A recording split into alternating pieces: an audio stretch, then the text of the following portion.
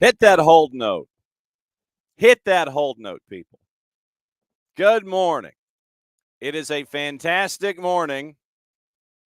Well, I mean, Tom, specifically, there's an ish load of news we got to talk about. So, what specifically? I mean, the breaking news after the show yesterday came in many forms. You got the schedule. We got to talk about that and the alleged shifting of it. We've got Champions League to talk about. We've got apparently where the commissioner of Major League Soccer, Don Garber, is not a fan of having foreign leagues coming over and playing on his turf. We've got the discussion, and this is how I'm going to phrase that. I'm going to just phrase it as the discussion of a particular individual allegedly being discussed to be the new head coach in Atlanta, and we will discuss that. So there's news of the morning. It was pick your opponent in MLS Next Pro. Hour number 2 is fully loaded, but we figured, and so yeah, we're going to talk about all that. So figured what we would do this morning for opening kickoff, have a little fun, and Jarrett and Maddie, I don't know if they have recovered from what happened last night. And for those that might have missed it, the beauty of college football and there being 134 Division 1A places to go visit is that sometimes you end up with football in the midweek. And Kennesaw State ended up with football in the midweek last week, going to Murfreesboro, Tennessee. And then last night at the Fraction, taking on Liberty and knocking off Liberty. And that was why we started the show at the KSU Fight Song this morning, was to celebrate Brian Bohannon and their staff. And by the way, the college football side of things, the review on the OSG Sports side and the College Football X, those are out already. And just set your favorite podcatcher, and you can find out what happened in the week that was, get you ready for the week that will be. And we've got great guests. The play-by-play voice for IU football is on this week, Don Fisher. So set your notifications and such. But we figured what we would do is in honor and homage to what happened at Kennesaw last night for a national television audience is that we would run the fight song. And by the way, if you didn't hear what happened, here's the last play. Well, the next to last play. Bat that ball down. Salter, here it is.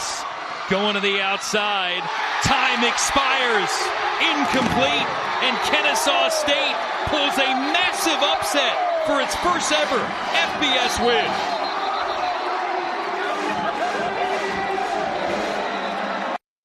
Kennesaw State got the win last night.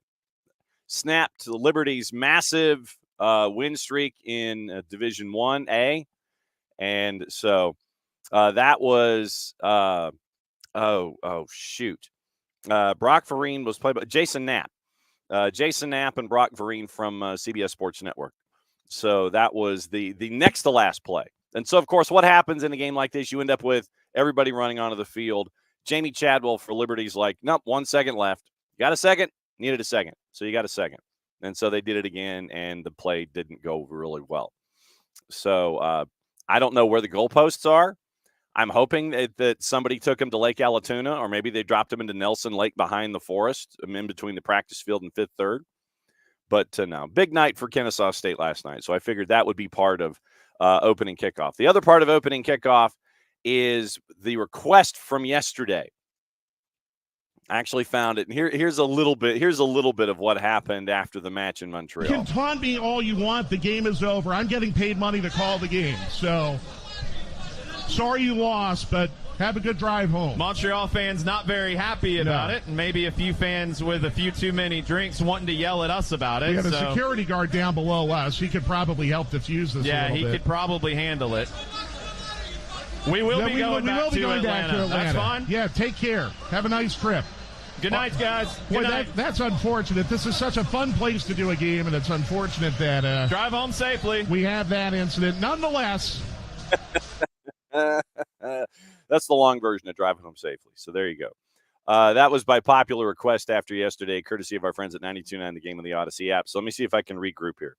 92.9 The Game of the Odyssey app for the drive home safely, the long version. Atlanta United getting ready for, I imagine they're flying down after light practice this morning, and they're heading south, and they'll be late this afternoon, early this evening down in Fort Lauderdale, and getting ready to take on Messi and friends. We'll discuss that more in depth tomorrow.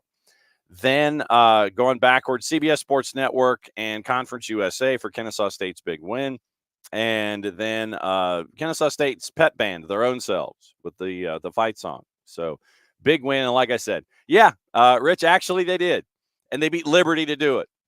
And so any idea that Liberty had to be an at-large or the group of 5 rep in the CFP, that went out the window last night.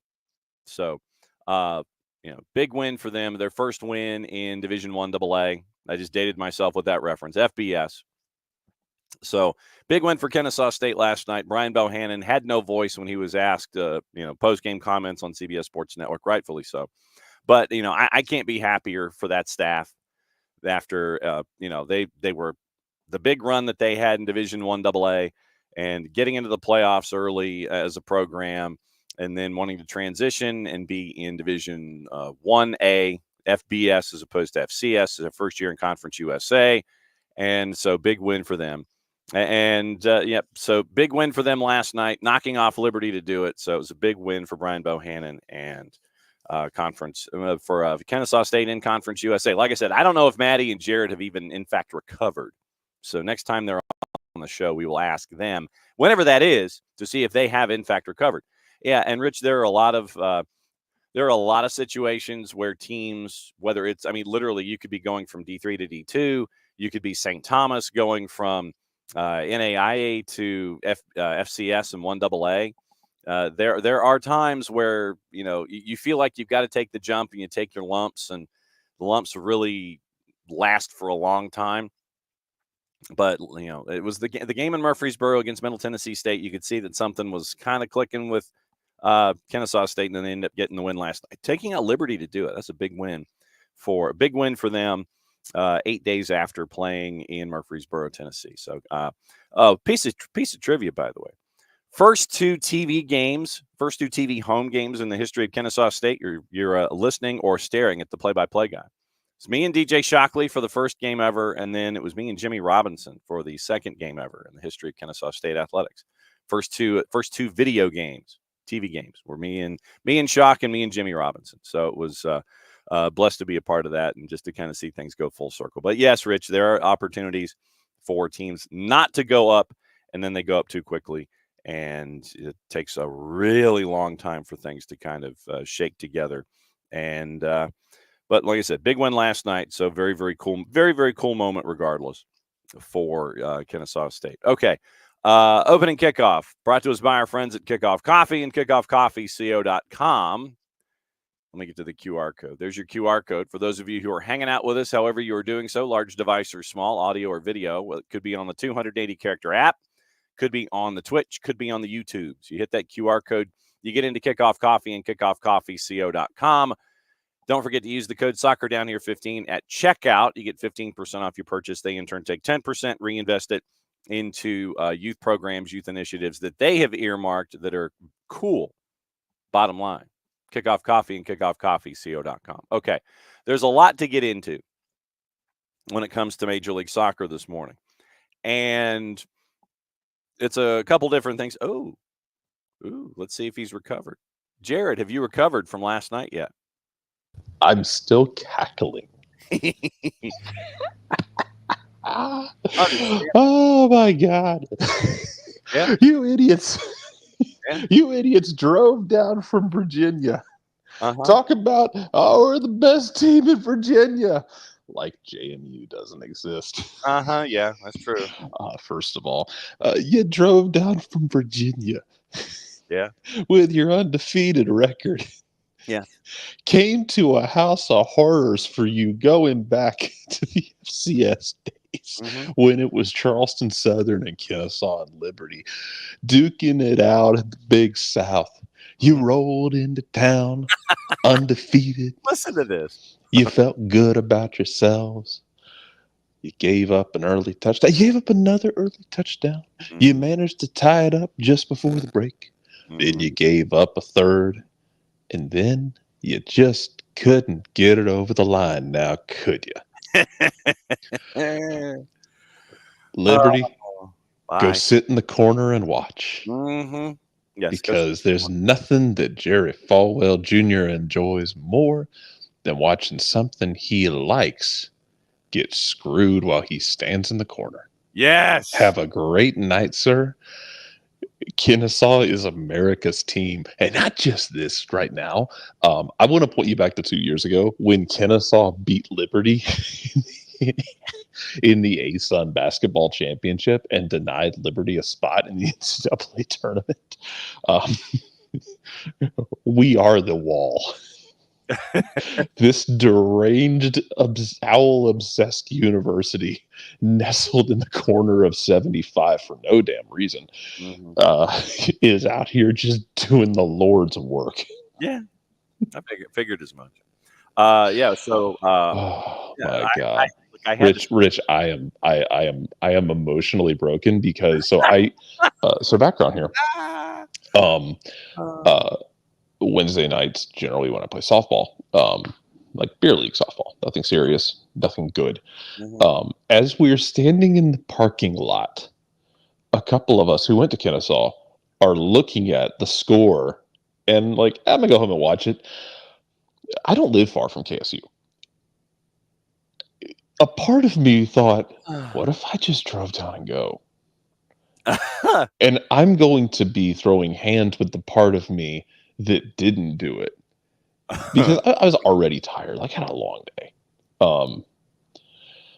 And I thought, like, man, what if I went down? I'm like, if the day had not just been as long as it was, I don't know, maybe I go down to it. Because at that point, it's 21-14. I'm like, because I thought at 14 and a half, that's like, okay, Liberty's they're been a fourth quarter team this year for the most part. I thought they're going to step on the gas. This is a great showing, though, for Bohannon, who I'm not convinced is the guy for the long term at Kennesaw. Just take nothing away from him as a person, very well respected and very well spoken of by people I've known in the athletic department. But yeah, man. 21-14, I was like, maybe I should go down there. I'm like, I am too tired to go down there. I'm too old for this ish. Well, not even too old. I was just tired. The day was a long day, man. Like I drove to the office. I had to work in the office and be around people and interact with people, which is a lot for me post-COVID. Like, I'm not nearly as extroverted as I used to be. I will always kick the part of me that did not go down there because, yeah, I should have. That would have been hilarious because you're welcome, America. Kennesaw's out here just ruining Liberty's playoff hopes again. Also, by the way, this is actually too straight. If you go back to their FCS days, Kennesaw beat Liberty the last time they played each other, which I think was 2018. No, it was 9 years ago. Was it 9? Oh God, it was 9 years ago. Because they played them back-to-back years before Liberty made the jump. Liberty beat them the first year, and then Kennesaw State beat them by like 10 or 15. So Kennesaw State's actually won 2 straight against Liberty. And we're out here just ruining Jerry Falwell's day. Bart, you are welcome. Kennesaw is out here just doing the Lord's work. Yes, absolutely they are. Hooty hoo, y'all. Yes. So that was why we played the fight song to start the show this morning. We are all scrappy. Yeah, we are all scrappy. So anyway, yes. Wanted to get into a couple of things this morning involving Major League Soccer, and obviously the big element from a league perspective was the Paul Tenorio release yesterday, where Major League Soccer is considering changing their calendar. Tenorio saith, quote, considering overhauling the calendar, flipping to a fall-spring season with breaks in the summer and winter. Multiple sources briefed on the league discussions tell The Athletic. MLS execs and owners have been weighing the changes to the calendar, which they believe will help maximize the league's participation in the global transfer market, among other benefits. The hope is for the league to institute the changes as early as summer of 26, coming out of the World Cup. MLS VP of Sporting Product and Competition, that's a hell of a business card, Nelson Rodriguez told The Athletic it's still too soon to know if MLS will institute changes or what those changes could be. Quote, we've been engaged really since January, and it's been very extensive and exhaustive and deliberate. Still too early. Still asking questions, still collecting and analyzing some data, still formulating some models. Some of those models are for formats themselves. Some of those models are how to assess the information that we get, end quote. Change would certainly impact MLS's competition in the American sports calendar. MLS Cup playoffs up against MLB playoffs, college football, and the NFL, as well as the beginning of the NBA season, college hoops, NHL regular seasons. Under the new calendar, the playoffs would likely be played in April and May. Most of the competition coming from the Stanley Cup playoffs, NBA postseason, start of the MLB season. MLS is holding group meetings with sporting directors, chief business officers, and owners. Rodriguez said the league has also done extensive fan polling, quote, and we're going back into the field with another fan survey, end quote. League's also planning to have fan and player focus groups to gauge interest and hear concerns about changes because, quote, this impacts the entire ecosystem, according to Rodriguez. And I know that you had, in our production chat, I know that you had questions about what would be impacted. And now that we've gotten to this particular pause and starting point before we change the header on the article and continue talking about it, early thoughts on this notion? I've wondered if we were going to end up going in this direction. I don't know what the entire thing looks like. I still have questions about Open Cup, how you make that balance. Just because, like, you can have plans, but you want to, like, see them in action, and it's kind of hard to it's kind of hard to like to like make it really work in the moment without like actually doing it, which kind of is weird but also accurate, because you have because you're going to have the winter window break, and you're going to have to do like Scotland because you can't play dead of December games in Montreal, or in Minnesota. People will die. I mean, we'll be singing Northwest Passage as we carry the bodies out of Stade Saputo. Yeah. But it does keep you on that same calendar with others. There will be little quirks. I don't find it. I'm interested, I think, as well. One of the things I'd be curious about is how you make the transition work, because you would be ending a season and then kind of beginning another one. Yeah. Like, how do you stop what you're doing and then start a new thing without it? I mean, because that's just it's brutal on players. Let's be blunt about it. Yeah. That's a lot of miles on legs in a very consistent amount of time. And I'm sure they've put ideas in place of how they would break it up. But yeah, man, there's layers to that you'll have to figure out. It's okay. Yeah, because the one thing you cannot do is take the extended gap, because you're going to, if you take the extended gap of, okay, our season's over, then we're going to take the long gap and then orient, then you lose any momentum that you have as a league, and then you leave the public consciousness if you take the extended gap time. So you're going to have to do the quick turn if you do this from end of season and then jumping back in the pile. So, I mean, it's something that you've really got to pay attention to when it comes to figuring out what you want to do stylistically. I mean, obviously, a lot of this has to do with the lining up of the transfer windows. So that way, and we know about this here in Atlanta, where you got folks that are interested, and their transfer window to get them to Europe or wherever is right there in the middle of your activity. And you've got to make a decision okay, do we take advantage of this right now and handicap ourselves, or do we sit and possibly sit there and have folks on the world marketplace kind of wag their finger and shake their head and go, no, I don't know if I want to deal with anybody in MLS, because I would have to deal with this particular schedule that they're on currently. So transfers big. Yeah, it'll be interesting to see how you split the schedules up. That will be a lot of it. Transfers will change, but also this whole thing might change. And what I mean by that is like what we know now with the rumors. Yeah. might also change. Yeah. So we'll just have to see. You just got to take your time while you figure it out. Yep. Right now, go ahead. Yeah, go ahead. Right now, the season would begin with the new model. Okay. The season would begin like most European leagues in early August. The first portion of the schedule would run through mid-December before taking a winter break. At least, thank God, we wouldn't have festive fixtures. Likely around 5 weeks of a winter break. Season would resume in early February and run through the spring with MLS Cup in late May. So the gap that we normally have going from end of season to beginning of season is a gap now for just competition in general, as opposed to transitioning from one season to the other. It's your midpoint. Basically, it would be akin to an all-star break. Yeah.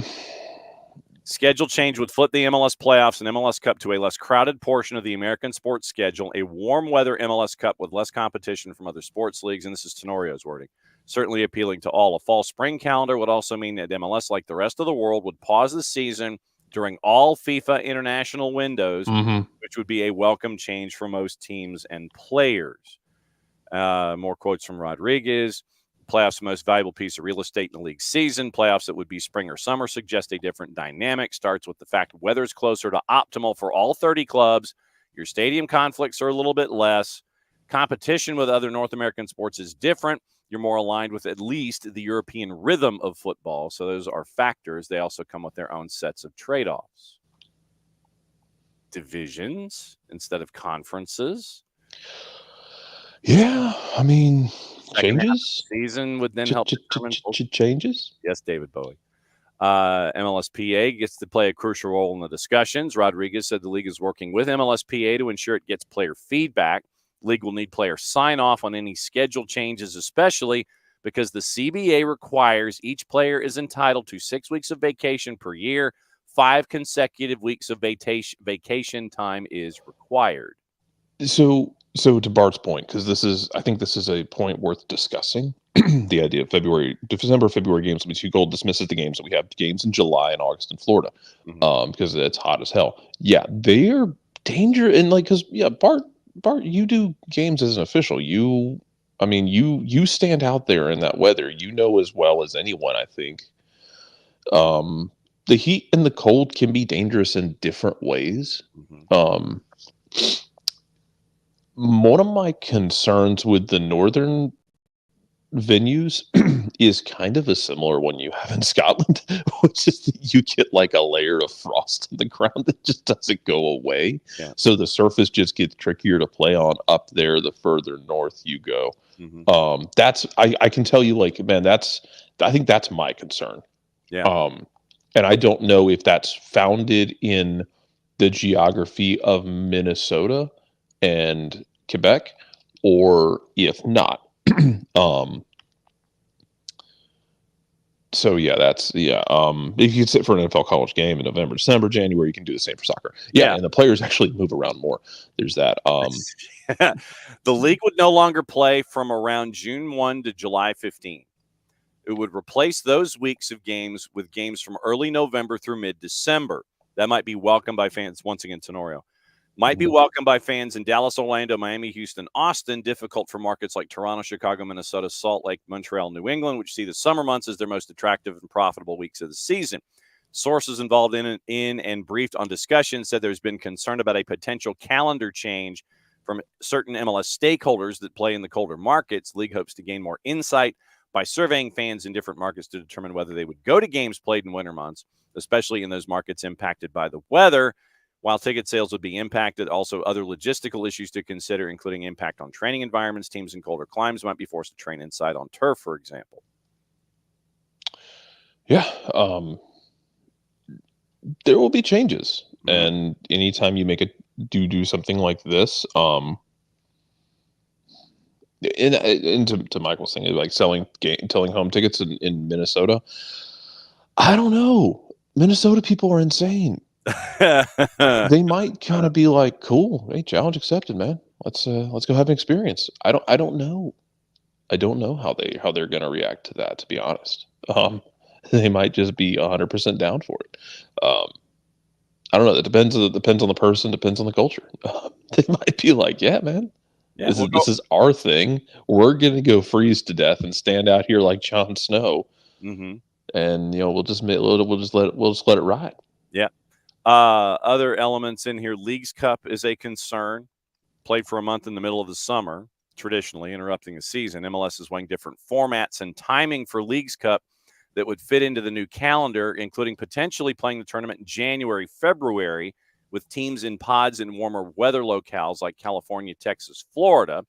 League would also have to determine how Open Cup and Can Champ fit into the new calendar, though MLS pulled back its participation in Open Cup this season.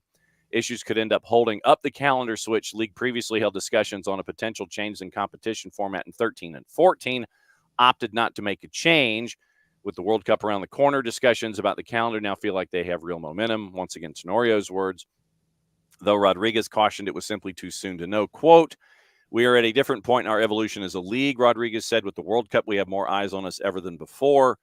And so it has been really rewarding that no one has been territorial and everyone's been thoughtful and collaborative. I think there's a recognition that this is the right time to be doing this level of analysis." End quote. Yeah, I need like all of the White Walker tifos if you're a Northern Territory Mm-hmm. and you're hosting games. Yeah. I need you to go fully into the White Walker concept.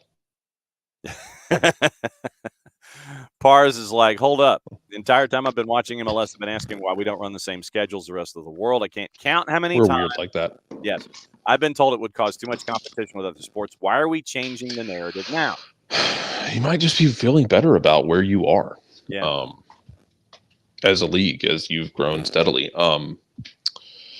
I still maintain one of my questions is going to be Open Cup because you still have other leagues that play in the summer, namely USL. Mm-hmm. I'm John. I can't with a straight face say Nisa. No. Because Nisa literally just refuses to get out of its own way. Oof. And then when they can't get out of their own way, they yell at everyone else as if it's everyone else's fault that they cannot get out of their own way. As far as other things that would be quirky about scheduling, you might shift like, hey, so-and-so, you're going to have a road trip in the middle of the season because we're going to keep playing, but maybe we minimize the amount of games you play at home when it's 12 degrees. Maybe we send you on the road, and dude, I feel like the players would be fine with that too. Like, imagine you play for Minnesota, and someone's like, hey, we're going to move you down to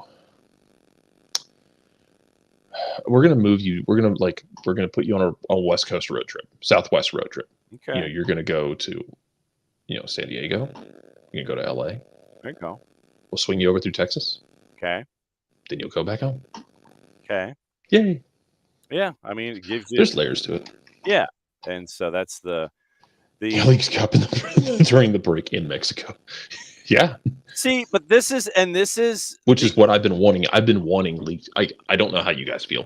I've been wanting Leagues Cup games in Mexico. Yeah. That is an appealing thing to me. Yeah. I don't think you're alone in that. I think that's something that can help the tournament grow because all of the activity is in the United States. And you're wondering, okay, why is Liga MX having such an issue in this tournament? Well, it's because they don't have a home game. They don't have home games in this. And I think that to your point, I think that Leagues Cup should be, if it is a true Leagues Cup, then it should be something where you have home games in both U.S. and Mexican and Liga MX markets. I mean, I don't know. I mean, to me, it's not a. I understand the why because of the logistics and such, and crossing borders and all this kind of stuff. I get it, but I still think that the tournament should have its own impact. If it's Liga MX and MLS, that to me means it's two countries, and so therefore, I mean, look, if you end up holding it at the home, if you end up holding it at Monterey and Mexico City and Juarez and places that are closer to the U.S. Mexico border for the sake of travel and logistics, I get that. Then do something like that. At least turn it into a shared experience. I understand the why currently, but I still think, like you, it should be a shared experience. And so we'll see how the Leagues Cup television show continues to grow and evolve as a part of all of this. But it will be. I am intrigued as to what possibly could happen with a schedule change. And the integration of Open Cup, I think, it should be something just as simple as understanding your roster. We've talked about that. We fixed the Open Cup problem. But now the Leagues Cup issue and the idea of scheduling with Liga MX and Major League Soccer. So we'll keep an eye on all of this. And this is the other thing that I wanted to discuss involving Major League Soccer, specifically from a league perspective. Don Garber came out publicly, and he is playing defense when it comes to other leagues wanting to come here and play one-offs or a couple of matches and what have you. Right now, you have a couple of leagues that are interested in playing one-offs here in the States.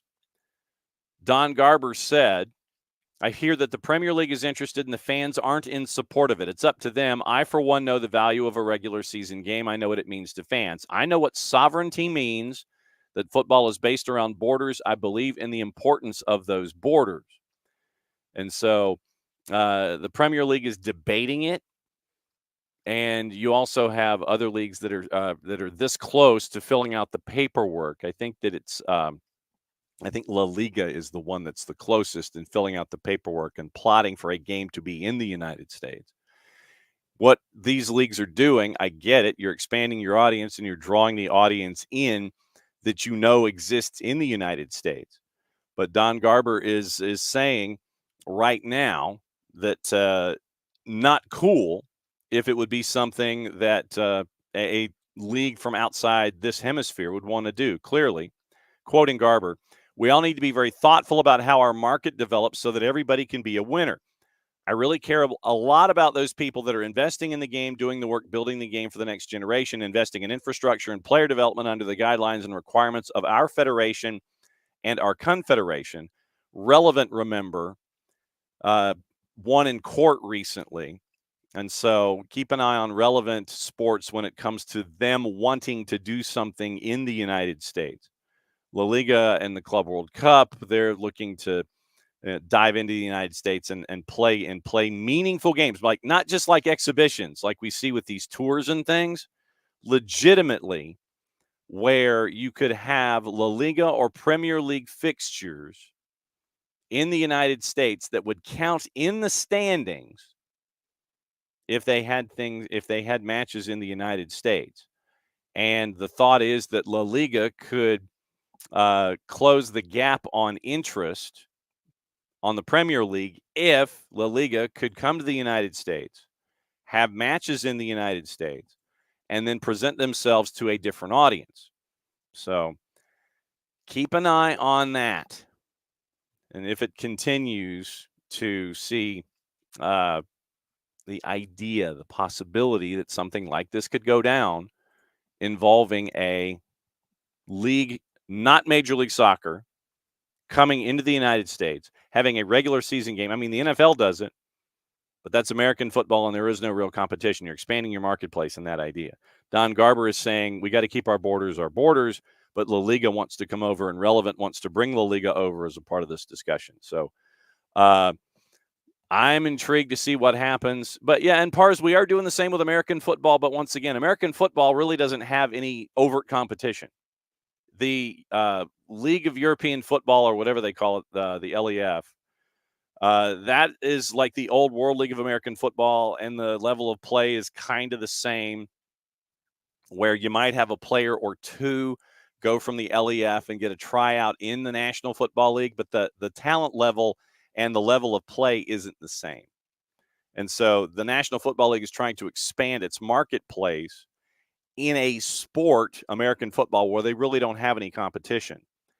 La Liga wants to come over through Relevant and expand their marketplace to close their gap on the Premier League and draw more interest to them as a league in Spain with an American audience. So so that's what we're looking at. And so Pars is saying other leagues see the value in the United States after saying how inferior our league is. So that's what Pars is thinking. So, I mean, Jared, it's an interesting idea.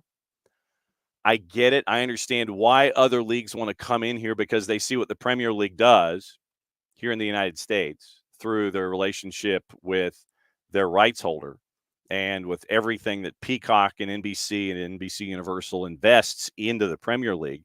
Other leagues are seeing that and saying, hey, I want my piece of the pie too. And Don Garber's like, well, hold on there.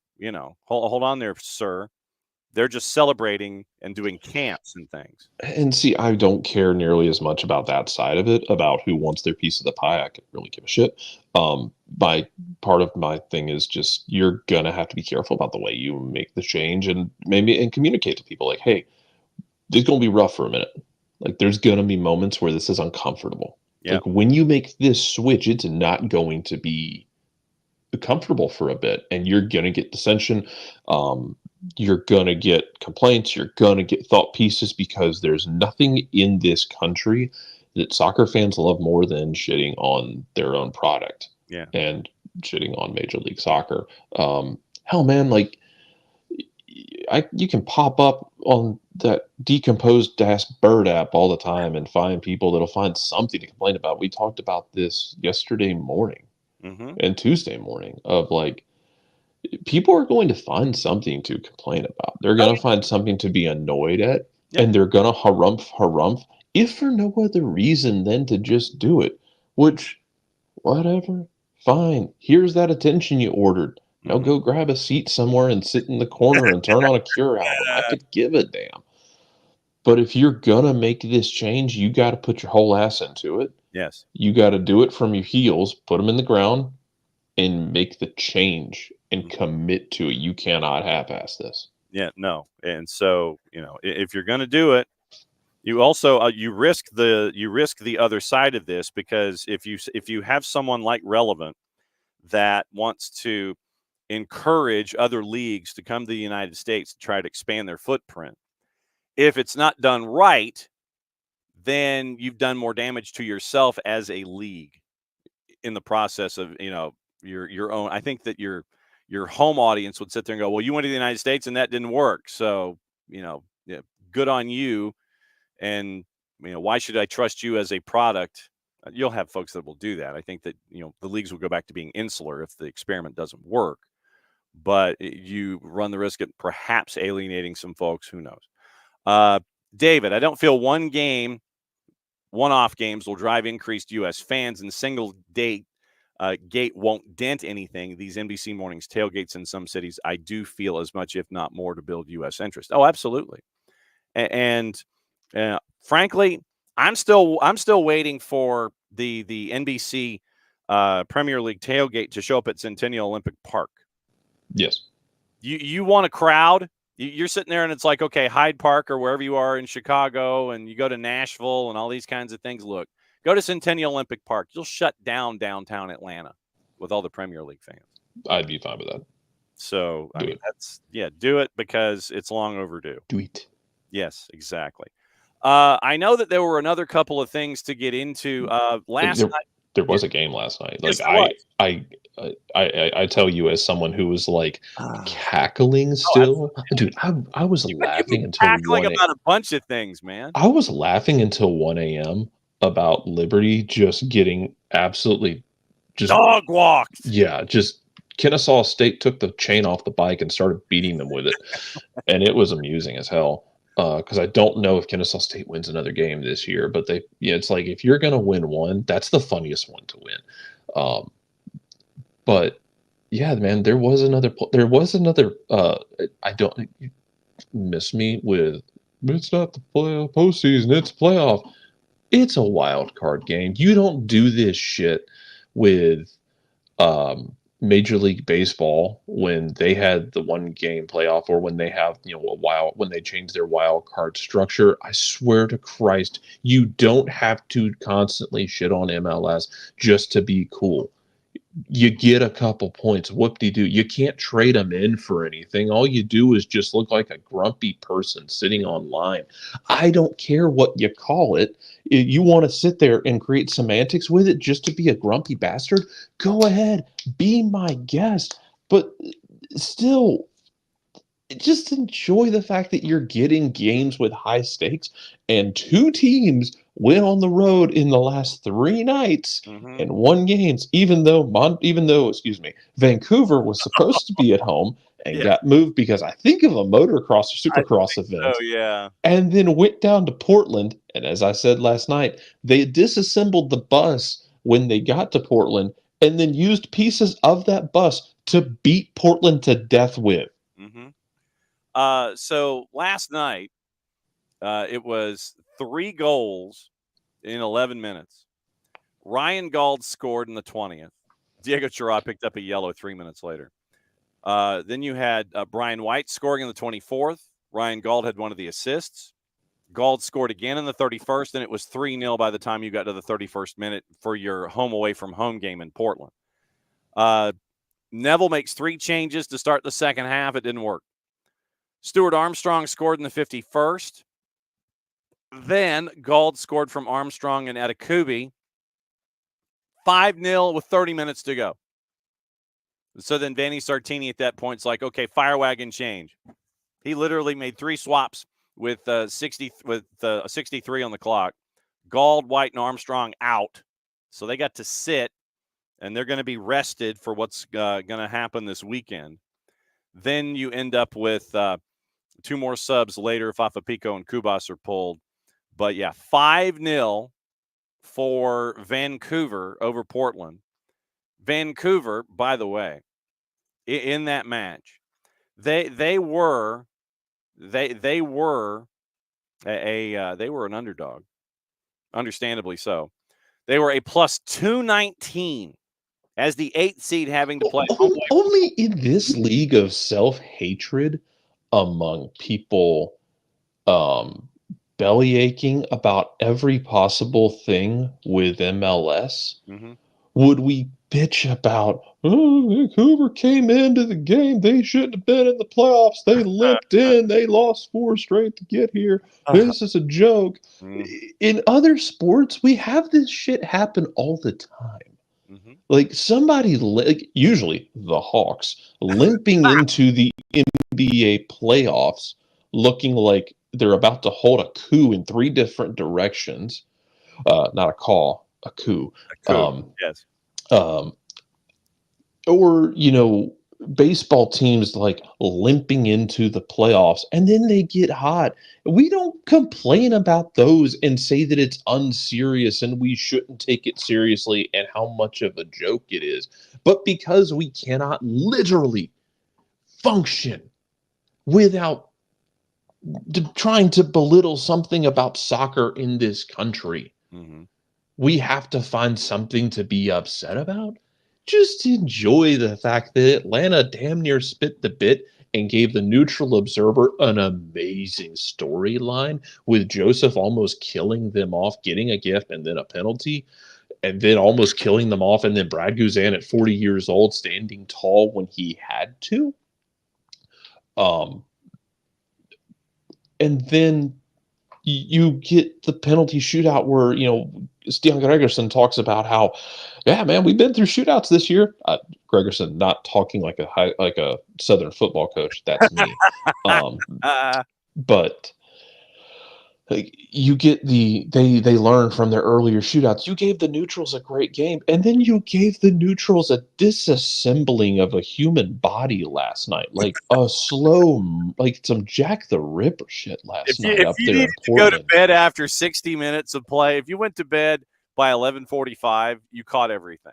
Yeah, pretty much. You caught everything after the 43rd minute or so, when it was like 3-0 and Diego Chara almost got sent off. Genuinely amazing. It just, quit finding things to complain about.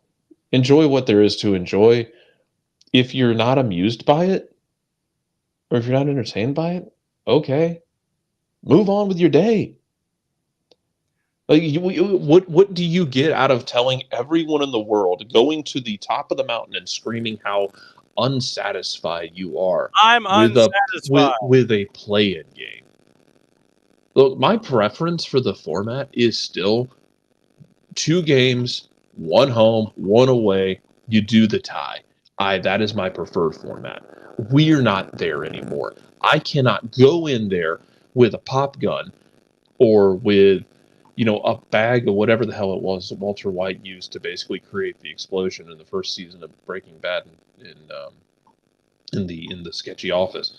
I don't have the means to go in there and force them to go back to the style that I thoroughly enjoyed. But so you just gotta take it for what it is. Like, it's not my favorite style. The best of 3 is weird and kind of fun in its own way, because if you fall behind in the first game 2-0, you can just kind of go for it, because there's no consequence to losing the first game 6-0. You can just go for it. Yeah. You can lose that first game 6-0. You win the second one 1-0, and then when you shoot out in the third, then you go through. It's fine. It's kind of it has that. It has the same feel that other sports have, where like, that first game was hilarious. You gave up 20 runs. Then what happened? You gave up 2 for the next 2 games and won. Yeah. Those are the best. I can't force it to go back and change. So my thing is, at this point, it's not my favorite, but I'm going to enjoy it for what it gives me, which is a lot of times very fun games. Abby with a public service announcement. If anyone wants to go to the game in Fort Lauderdale, check with your supporters groups. Check with your supporters groups or your supporters group friends. They have until the end of the show this morning, or almost to the end of the show, to get final numbers, to get discounted tickets. Let Abby know if you want to go. Text Abby, numbers on the screen. If you want to take advantage of also being in a supporters group as well. So that's where we are. So if you want to go to Fort Lauderdale, check with Abby. If you want to go to Fort Lauderdale, check with Abby. As we always say, it's in Fort Lauderdale. The Erector set is in Fort Lauderdale. It is not in Miami. Hard Rock is in Miami. Messy Estates at Melreese is in Miami near the airport. The Erector set is in Fort Lauderdale. But double check with Abby and reach out on the Discord if you're interested in going, all those kinds of things, or give Abby a buzz. Text her, do whatever you feel like you need to do if you're interested in going, because you can get discounted tickets. Ropes, when Nino shows up, we're going to talk about Bayern and Barca, among other things. So Nino's coming in about 5 minutes. We'll go fully loaded with Nino, and he's got stuff on his mind this morning. So morning Tom, morning Alex, morning Rich, morning Bart. So let's see, morning Michael, morning Pars. Let's see, I'm trying to see if there's anybody else that I missed. Morning David, and let's see, morning Abby, morning OG, and morning Ropes. So that's where we are. Thanks for commenting in the Twitch pitch. Thanks to all of you guys who are there this morning, who are hanging out and just kind of watching conversations and all of the stuff that happened last night. But yeah, Portland got dog walked. And so now Vanni Sartini, like I said, Vanni Sartini took out his big guns with 30 to go because he was up 5-0. He was confident at that point. You should be too. Niko Moreno joining us for the last half hour of the show. We'll go over the tail end of decision day from his perspective. We'll go over the first 2 games in the playoffs. We'll go over the weekend of activity and the matchups, that what he thinks in the MLS Cup playoffs. Tomorrow, just to let you know, tomorrow is about as normal as it is on a Friday. Hopefully our friends from Beyond Goals can join us at 9:30. If not, we got plenty to talk about. It appears that we'll be able to catch Jessica Charman in Hartsfield-Jackson Airport. She's on her way down at that point tomorrow morning when we can grab her. She is on her way to hopping on a plane, heading to South Florida. She's got a busy weekend. She's going to be calling some USL Super League. She's going to be calling, I think it's USL Super League, NWSL, and then she flies to Charlotte for Charlotte in the playoffs. And so we'll catch up with her, find out what's going on in her world, ask about Super League, ask about college, ask about NWSL, ask about Charlotte. So it'll be a segment with Jess tomorrow, 10 o'clock, hopefully, where she's going to be running around, and we're going to catch her before she boards a plane. So we'll get into all of that. Once again, so busy, and then after that, it'll be a whip around. We'll see if Jason is in Fort Lauderdale or someplace close, and we'll catch up with him and find out what he thinks about the FEA run of Atlanta United as they are getting ready for match one in a best of three. And remember, and once again, this is what we always try to remind folks. It's a best of three.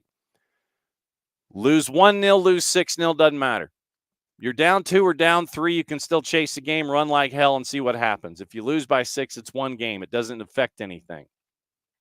It does not affect anything about goal difference, doesn't affect anything about one thing or the other.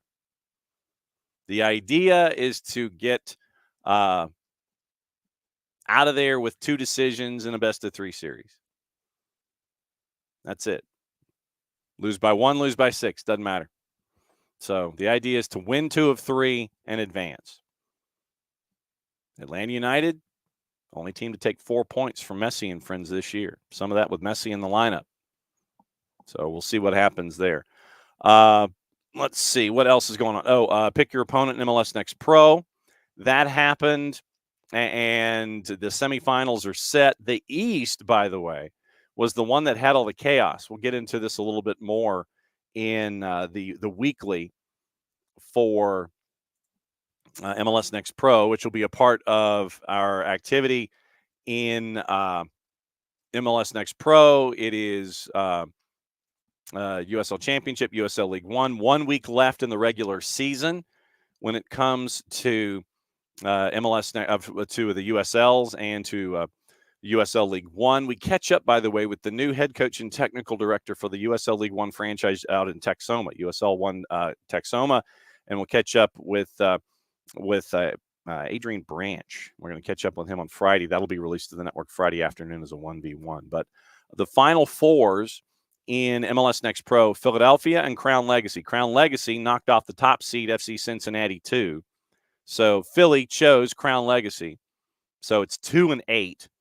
And then Chicago and Columbus in something a little bit more chalky, but not really, considering Columbus was a low seed as well. So North Texas, Tacoma, St. Louis, and the Town, 1, 2, 3, and 4. 1 plays 4, 2 plays 3 in the West. It's chaos in the East. Philadelphia, Union 2 taking on Crown Legacy, and Chicago Fire 2 taking on Crew 2. Saturday at 5. Philadelphia and Crown Legacy. Saturday at 8:30, North Texas and Tacoma at Choctaw. Sunday at 2, Chicago hosting Columbus at SeatGeek in Bridgeview. And All Caps hosting the Town at City Park, 5 o'clock Sunday afternoon. So that's your MLS Next Pro semifinals right there. So that's the Final Fours in each. And just to see what it looks like. I'm curious now. And we got to get into Champions League, see if we can race into Champions League, but we can talk about it as a part of what's going on. I mean, the Europa League yesterday, so it was all over the place. So yesterday, Champions League results, and I know that we'll get into one game in particular when we're joined by our buddy Nino. Lille shocked Atletico Madrid yesterday 3-1 at a plus 641. Barca beat Bayern 4-1 at a plus 166. Like I said, we'll get into that in a second. Feyenoord beat Benfica on the road at a plus 563. Manchester City, no problem with Sparta Prague, 5-0 at a minus 769. Liverpool got 1. That's all they needed on the road at Red Bull Leipzig, winning 1-0. Dinamo Zagreb won 2-0 over Red Bull Salzburg at a plus 291. Inter at a minus 294 beat Young Boys 1-0. And Atalanta, goalless draw with Celtic at a plus 436. Brest, insert joke here and laugh like a 12-year-old, drew Bayer Leverkusen at a plus 325. That was a 1-1 draw yesterday as well. And so then Europa League and Conference Leagues going on. And so Europa League today, you had a couple of games yesterday in Europa. Bodo Glimt beat Braga at a plus 376, 2-1. Galatasaray won on a 7-goal thriller at home at a minus 435. And so today, Europa League, and catch them all on Paramount Plus. Go to the Golasso Network and watch Golasso show. Roma favored. Eintracht Frankfurt, big favorite. Nice, plus 152, favored on the road.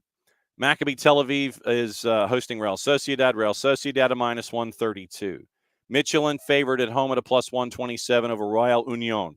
PAOK Salonika, minus 106, hosting Victoria Pilsen. And our buddies from Karabag are a dog at home facing Ajax at a plus 114. Those are your 12:45s. 3 o'clock. Anderlecht a minus 130, hosting Ludogorets. Bilbao a minus 109, hosting Slavia Prague. Porto a minus 244, hosting Hoffenheim. Fenerbahce and Jose Mourinho, an underdog to Manchester United at home at a plus 135. Lyon a minus 208, hosting Besiktas.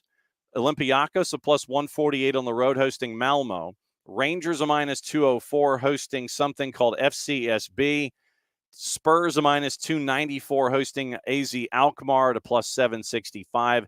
FC Twente favored at home against Lazio at a plus 144. Lazio is a plus 198. Conference League, by the way, next match is today. Half hour from now, Vikingur Reykjavik, a dog at home against Cercle Bruges at a minus 109. 12:45s, Apoel Nicosia a minus 159, hosting Borac Banja Luka. Başakşehir favored on the road at Celje at a plus 122. Victoria Guimaraes a plus 114 on the road at Djurgården. Ghent a minus 103, hosting Molde. Hearts a plus 154, hosting Omonia from Cyprus. Jagiellonia minus 263, hosting Petrocub. Shamrock Rovers favored on the road. Chelsea favored on the road. SK Rapid Vienna favored at home. Fiorentina favored on the road. That's your 12:45s. Let me get through the 3 o'clocks quickly. Betis favored at home against Copenhagen. HJK favored a plus 143 against Dinamo Minsk. Lugano favored on the road against Mlada Boleslav. Ljubljana favored at home against Lusk. Heidenheim favored on the road against Paphos. Astana favored at plus 152 on the road at TNS. And Legia Warsaw minus 106 against plus 272 TSC. All right, time to get fully loaded. It is that time. That time to be officially official and get fully loaded on a Thursday, which means we bring in our buddy Nino Torres from Gold TV. Yellow, yellow, yellow. Yellow, yellow, yellow, yellow. Everyone in Atlanta and all across the country. Nino Torres for you, fully loaded here on Soccer Down here. Always a pleasure to be with John. Always a pleasure to be here to talk about the ball, baby. To talk about I got something. Look at this. You see that? Hold on a second. Look at that, bro. That's very sweet, but we got to talk about what happened last night. That wasn't pretty. Yeah, I know. We got to get into that. Well, didn't you want to talk about it and get it out of the way? Maybe, but I got to show you the whole thing. Look at this. Hold on a second. Oh, uh-oh. 5-0. We got the 5-0. Oh, check it. He's got the 5-0 jersey out. That's pretty sweet, by the way. Yeah, that's my brother gave it to me for my 50th trip to the sun. So it's good, man. Last night, Jesus Lord, man, I was so scared. I was so nervous. I was not feeling right about this matchup because the last time around where we beat Sporting Cristal, we destroyed him. We destroyed him 4-1. It was an absolute demolition. That they were ready. They were ready to put a 5 on us. In the last couple of games, we even though we won, it wasn't that dominant performance from Universitario. And last night, from the get-go, Sporting Cristal, all right, they were focused on shutting down all the passing lanes. All our strikers did not get a single pass for 35 minutes or so. And it was I gotta recognize this, Sporting Cristal, they step up in the game. They did step up in the game because they know that they don't have a chance because there are two games left, and we're like how many points away? It's like 8 points away from them, or it's not 6, 8, 6, 5 points away. 5 points away from them. There's 2 games on hand, and we're playing next on Sunday at home, where we won every single game this season. Never in the history of Peruvian soccer a team won 100% of the games in a season, and Universitario de Deportes has a chance to do so on Sunday when we face Cienciano. Of course, Alianza Lima fans, they were all happy, jumping all around, because now we're tying points, but our goal differential is what keeps us on top of the table. All right, so we now we can breathe. We take that. We take it. Put it to the side. Oh wow, you're drinking trees. Yeah. That's just you're braver than I am. He's drinking his morning greens here on the show. It's not that bad. You gotta check this combination. It's not that crazy as it looks. Right? It looks all green. It looks like maybe kale. No. Yeah, it looks like you ground tree leaf. It's Spanish. I mean, spinach, banana, and pineapple. That's it. It's Okay. not that bad. It's not that all that hardcore vegan thing. No, not that, bro. We don't do hardcore vegan on this show very well. No, sorry. Ropes was in this morning, and he's one of our A-plussers, one of our plus ones. Been here since the beginning. Has there been a discussion of the destruction of Bayern by Barca? No, there has not until this moment, because you had this on your rundown. What's on your mind? Oh my God, man. We're getting ready. We are witnessing the new era of Barcelona. All right. The new era of Barcelona, with Jamil Laman being the next one. He is the next one. I'm not gonna say he's the one right now, but he's the next one. He's the chosen one for the years to come in soccer. And I'm so glad that Rafinha got his revenge, that Rafinha is finally settling in Barcelona. And I gotta say this, all right? It's the group stage, all right? Mm-hmm. It's the first round of freaking Champions League. We get crazy results like this. We get wild results like this, right? Like Real Madrid also making a marvelous comeback to destroy him. I was watching the game. I was like, oh man, 2-0. And then I remember. Oh no, they're playing in Madrid, right? Yeah. No, Dortmund. No, thank you. No. But it was outstanding. I love this. I am falling in love every week, every matchup, every round of this new format of the Champions League. I kind of like it because you see the table. There is a table now, mm-hmm. And you see my boys. You see my Sporting boys up there winning again. Benfica got beat again. Jesus, man. But it's exciting. It's exciting to see a table in the Champions League, man. Yep. Real Madrid 5-2 winners over Dortmund at a -238. And it wasn't even that close. At least early on it was. The ref blew his first whistle. That was when it was close. Then it was not close from that moment forward. Sporting 2-0 over Sturm Graz. And the thing is that we've got to pay attention to standings for everyone in this ladder. And you got to pay attention from 1 through 24. Yeah. And then you look at 25 through 36. AC Milan is there. And this is below the 24 now. The 24 that move on. Below the 24 right now. AC Milan, Atletico Madrid, Bologna, RB Leipzig, and then a couple that you would anticipate, Sturm Graz, Red Star, Young Boys. Right. But there are a couple of shockers right now after the 3 matches. AC Milan, Atletico Madrid, who got thumped, by the way, and Bologna and RB Leipzig that are right now in the early returns that are in the not good category. Now, these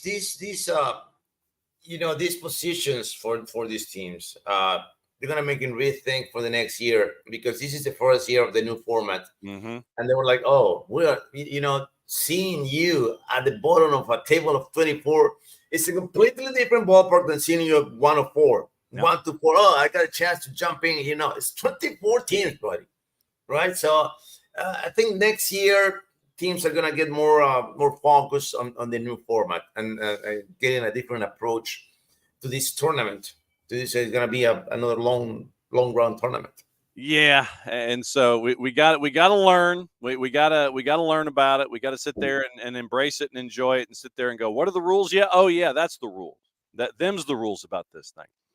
Copa Libertadores yesterday, Botafogo put a thumping on Peñarol, and that was I mean, I did not anticipate that it was going to be 5 on the board for Botafogo in this. And that was after Atletico beat River Plate 3-0. And I know that ain't sitting well with River Plate. It's sitting well with Boca folks, but that's another tournament. But River Plate gets thumped 3-0. Botafogo thumps Peñarol 5-0. Two results I didn't necessarily anticipate, just the numbers on the board. Right. Yeah.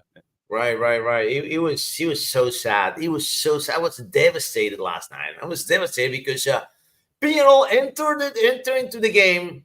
You know, we're gonna take this bull by the horns, baby. We're gonna go out there and put a high press. They were shocked. Botafogo was shocked. These guys came here to play like that here in Brazil, and then it took him a while. But once the second half started, then boom, they took off. They scored 3 goals in 10 minutes, and case closed. They knock him out. They knock him out. But the first half, Peñarol played, I mean, such a smart way, man. He played so smart. Leo Fernandez was not spectacular. Maybe that's why they couldn't get up. They couldn't get the lead in the first half. But they could have. They got a couple of big chances. But this is the thing, you know, when this 180 minutes, the smallest mistake, the smallest opportunity that you lose, it's not coming back. It's not coming back. It's not a tournament that we get him the next round, the 3 rounds. No, it's tonight and the next week that we're playing El Campeón del Siglo. But when you get 5-0, you got to see the face of the Peñarol goalie, man. And they were like, "We're done." Yeah. They were like, we're there's nothing, you know. It's the sense that there's nothing that you can do about it, and you just give up, you know, that impression, you know. And these guys never give up. These guys are the real fighters. But at the end of the day, right, the same way it happened the night before with Atletico Mineiro and River Plate. Mm-hmm. The Brazilians are on a different level, man. Brazilian clubs are on a different level in South America. And the sad part is the money power is not going away anytime soon. It's not going away. All right. When we got contracts with players with 10, 18, $20 million, snatching players from Europe, snatching coaches from Europe to get into your tournament, we're so far behind, man. There's no way that we can catch him, man. There's no way we can. Maybe we can get closer. Maybe you could be Flamengo in the semifinals. But in the end of the day, it's just the difference is too wide. They're too far away from everyone else, including River Plate and Boca Juniors and Peñarol. The legends of the continent. We're behind. Everyone is behind. Everyone is chasing that Brazilian bus, and we don't have the gas of the manpower or the resources to compete with them. We don't have it. And it's gonna be an all Brazilian probably. I mean, finals in Sudamericana and semifinal in Libertadores. Looking at the market values for Botafogo, there's a dude that folks here in Atlanta know. Thiago Almada. I don't know. Yeah. I mean, market value right now, 27 million. Luis Enrique at 16 million. Mateus Martins. And then you've got a lot of folks that are like in that 5, 6, 7 million euro value. Yeah, but you got that up. It's over 150 million, over 100 million euros, man. Yeah. Right now, the 136 total market value listed at Transfermarkt for Botafogo, 136.1. There you go. And it's Jefferson Savarino, who folks may know or may remember from his time at RSL in Major League Soccer. Alex Telles, who you might remember from time in the Premier League. Vitinho, Marlon Freitas, Junior Santos, You've got Hugo Gregory that folks may remember from Messi and Friends before he was sold on to Botafogo. So there are some folks here that have that name recognition.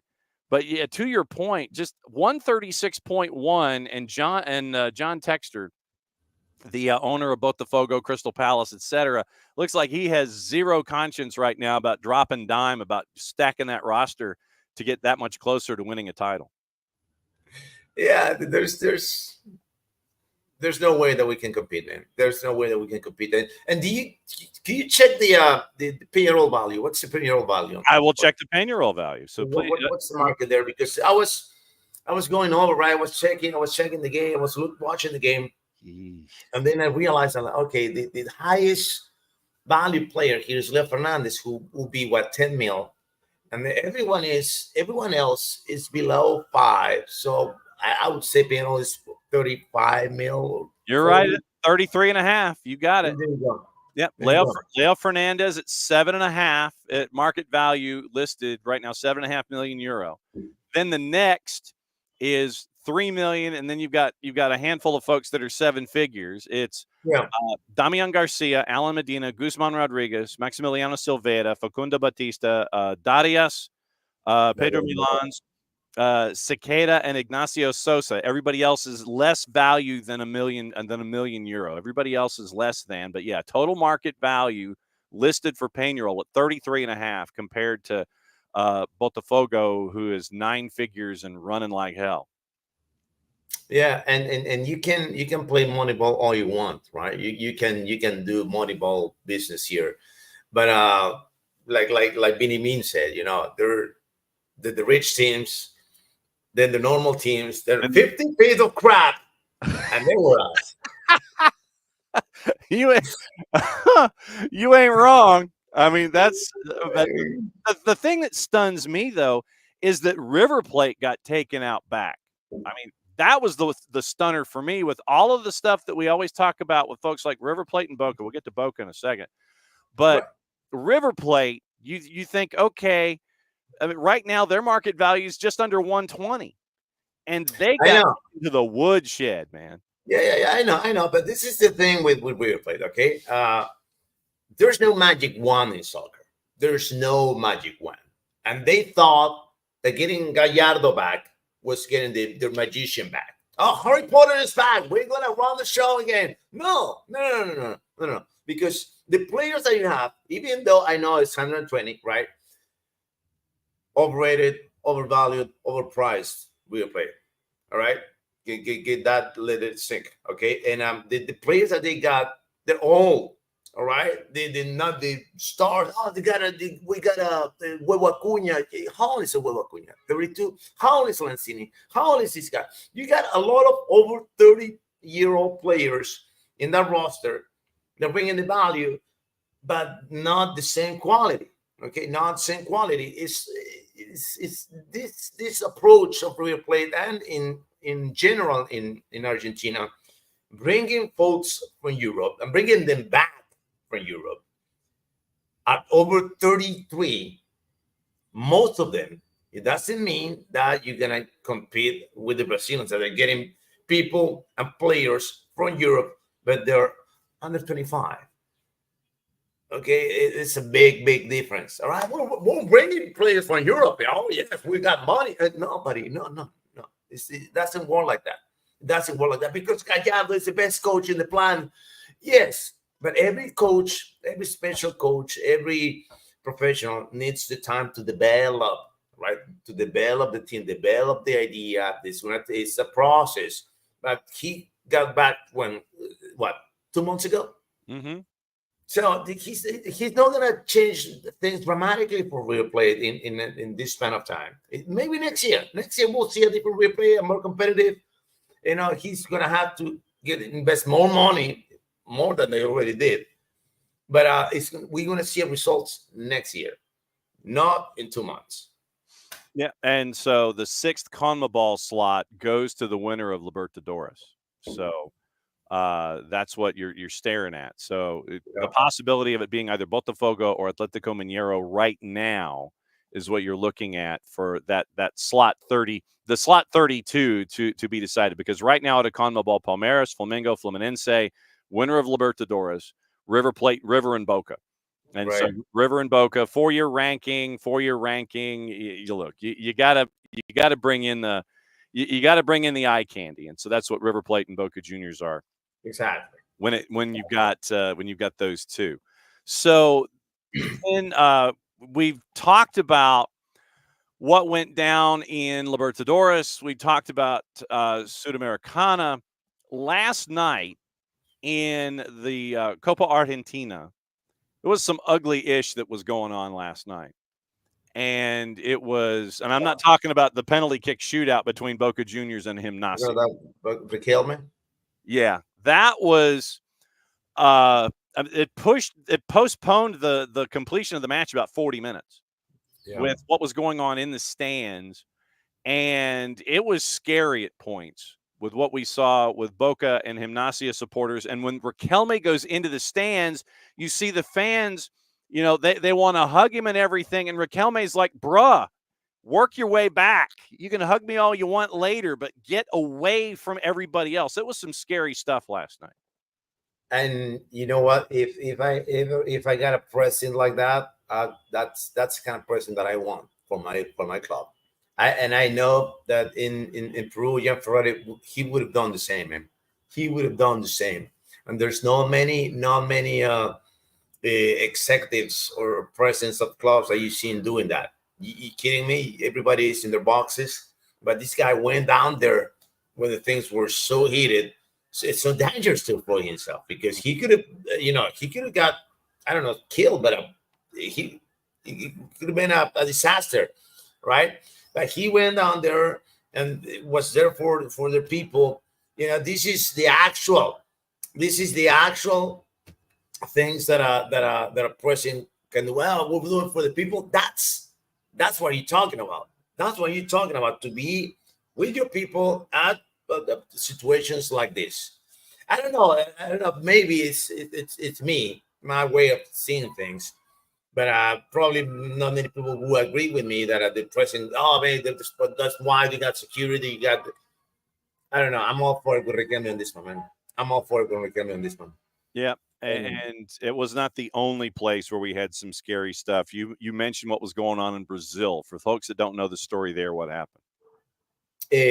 Again, in another CONMEBOL shameful event in Brazil, because the last one, you remember when the fans were in Copacabana, and then a riot entered the beach,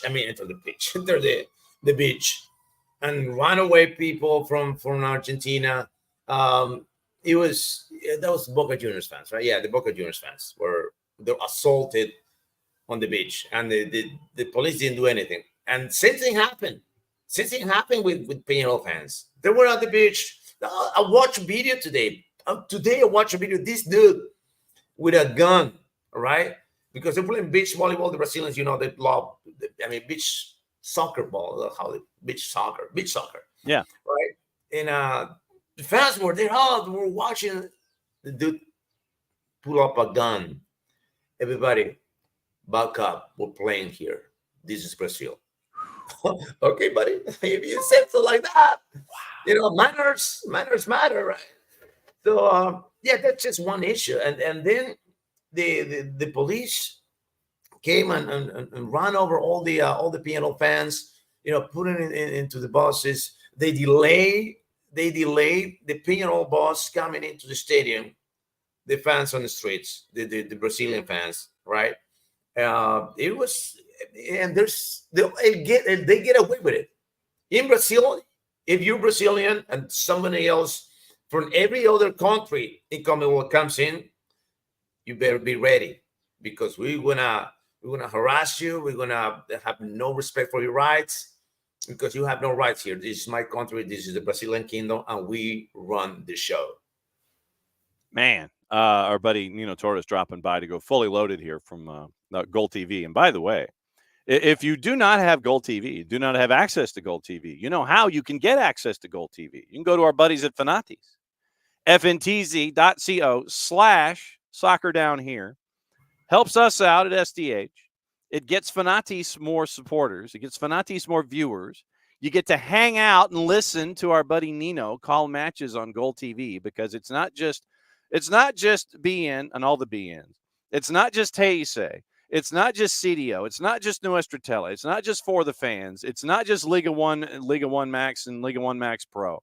It is Goal TV and our buddy Nino on a weekly basis, where Nino calls 97 matches in a weekend on Goal TV.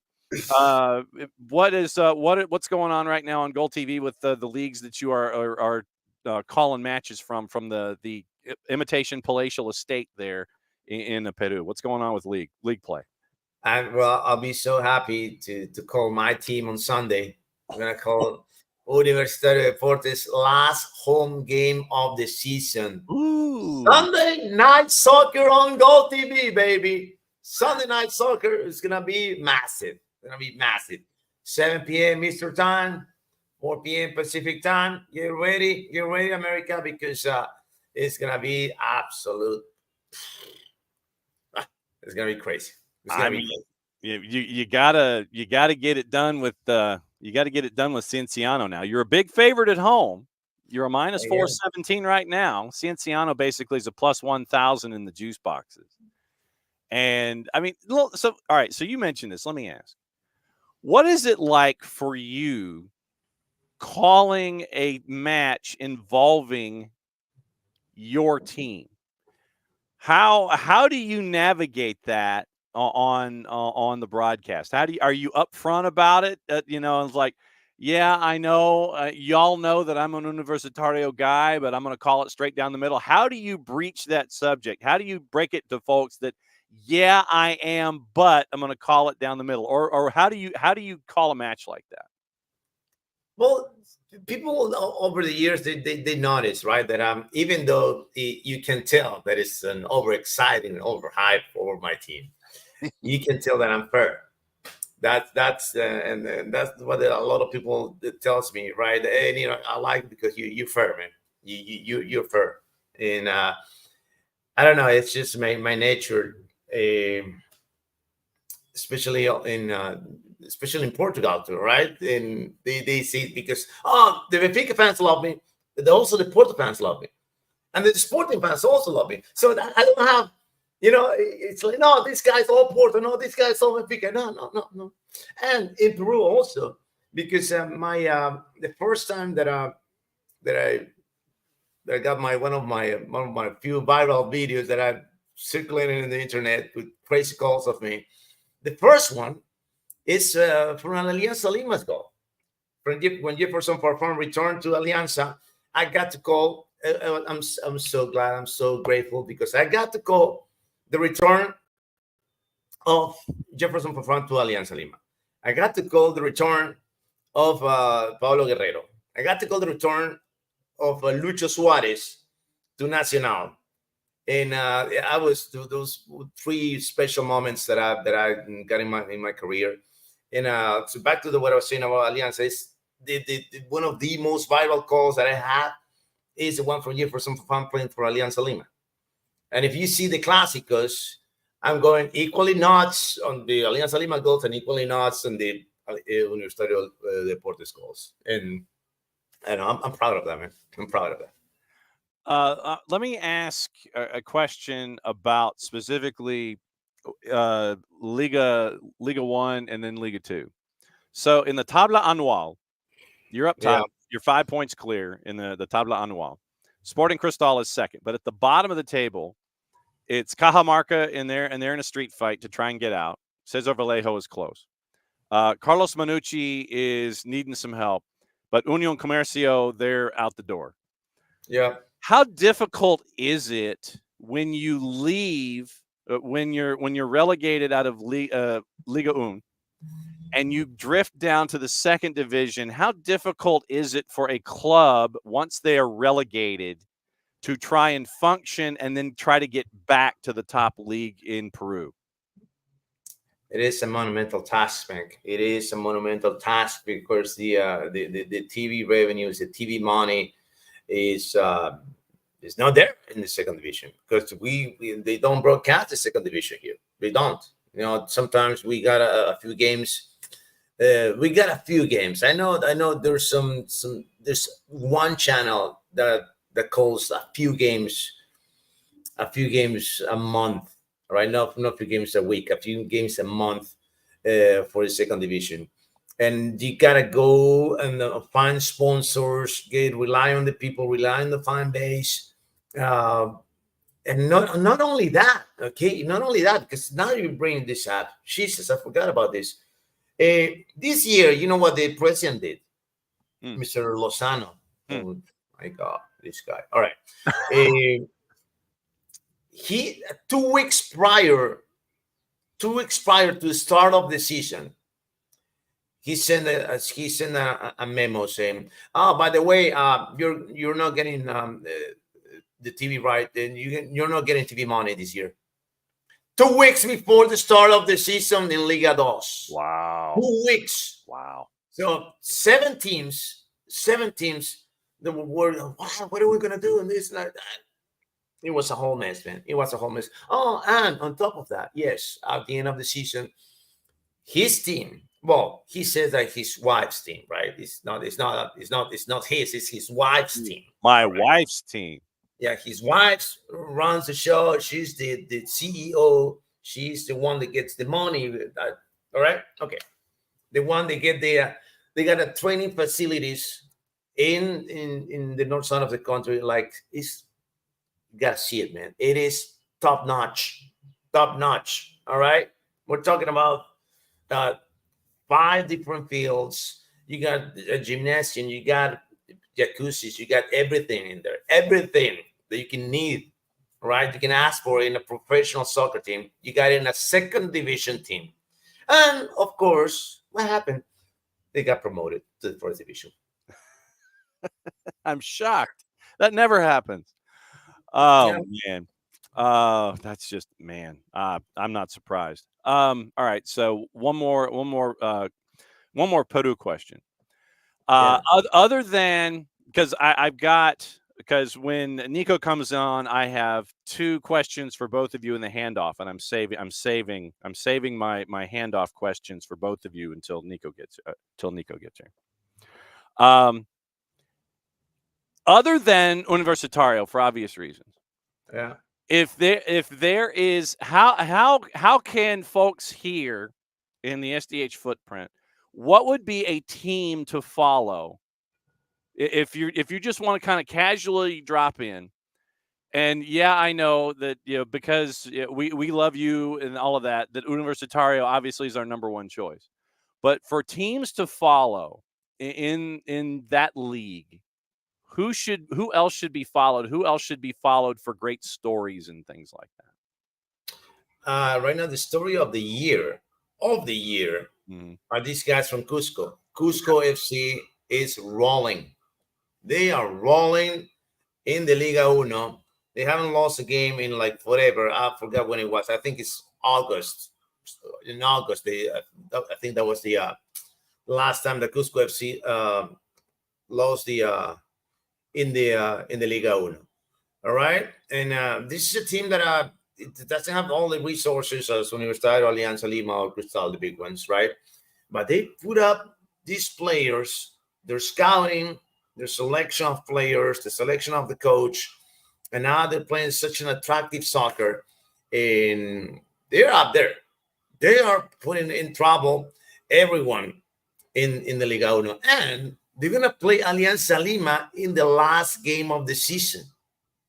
Alianza Lima has to play versus Garcilaso in Cusco, and then they got to play against Cusco FC in Lima.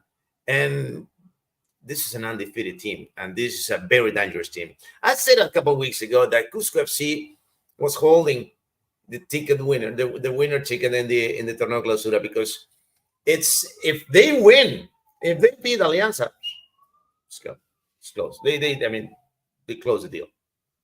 But Cusco FC, check it out for Lucho Ramos, who just got an international call-up twice. And this right in the most recent international FIFA break. What's these guys? Colito, Nico Silva, Auca. Those are the players that are coming into my mind right now. And Cusco FC is playing such an attractive soccer, man. That's such a great team, such a great story this season in the Liga Uno. Unexpected, totally unexpected, because we're looking for the big three and Melgar de Arequipa, who's always into the mix of the title contenders. But now Cusco FC, my respects. I'm taking my hat off for them, man. 57 points in fifth right now, ahead of that group, and they got some space between them and Cienciano and Tarma and Grau, who are 6, 7, and 8 as a part of the discussion. Okay, I got two questions. Yes. I'm going to go ahead and start. I'm going to go ahead and start the handoff, and it's an MLS. And he's right on time. The man is right on time as always, and so I'm going to roll the fancy open, bring him in.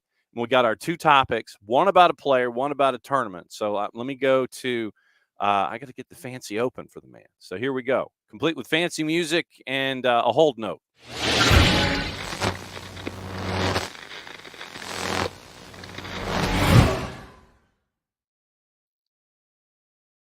Beat 2, 3, 4.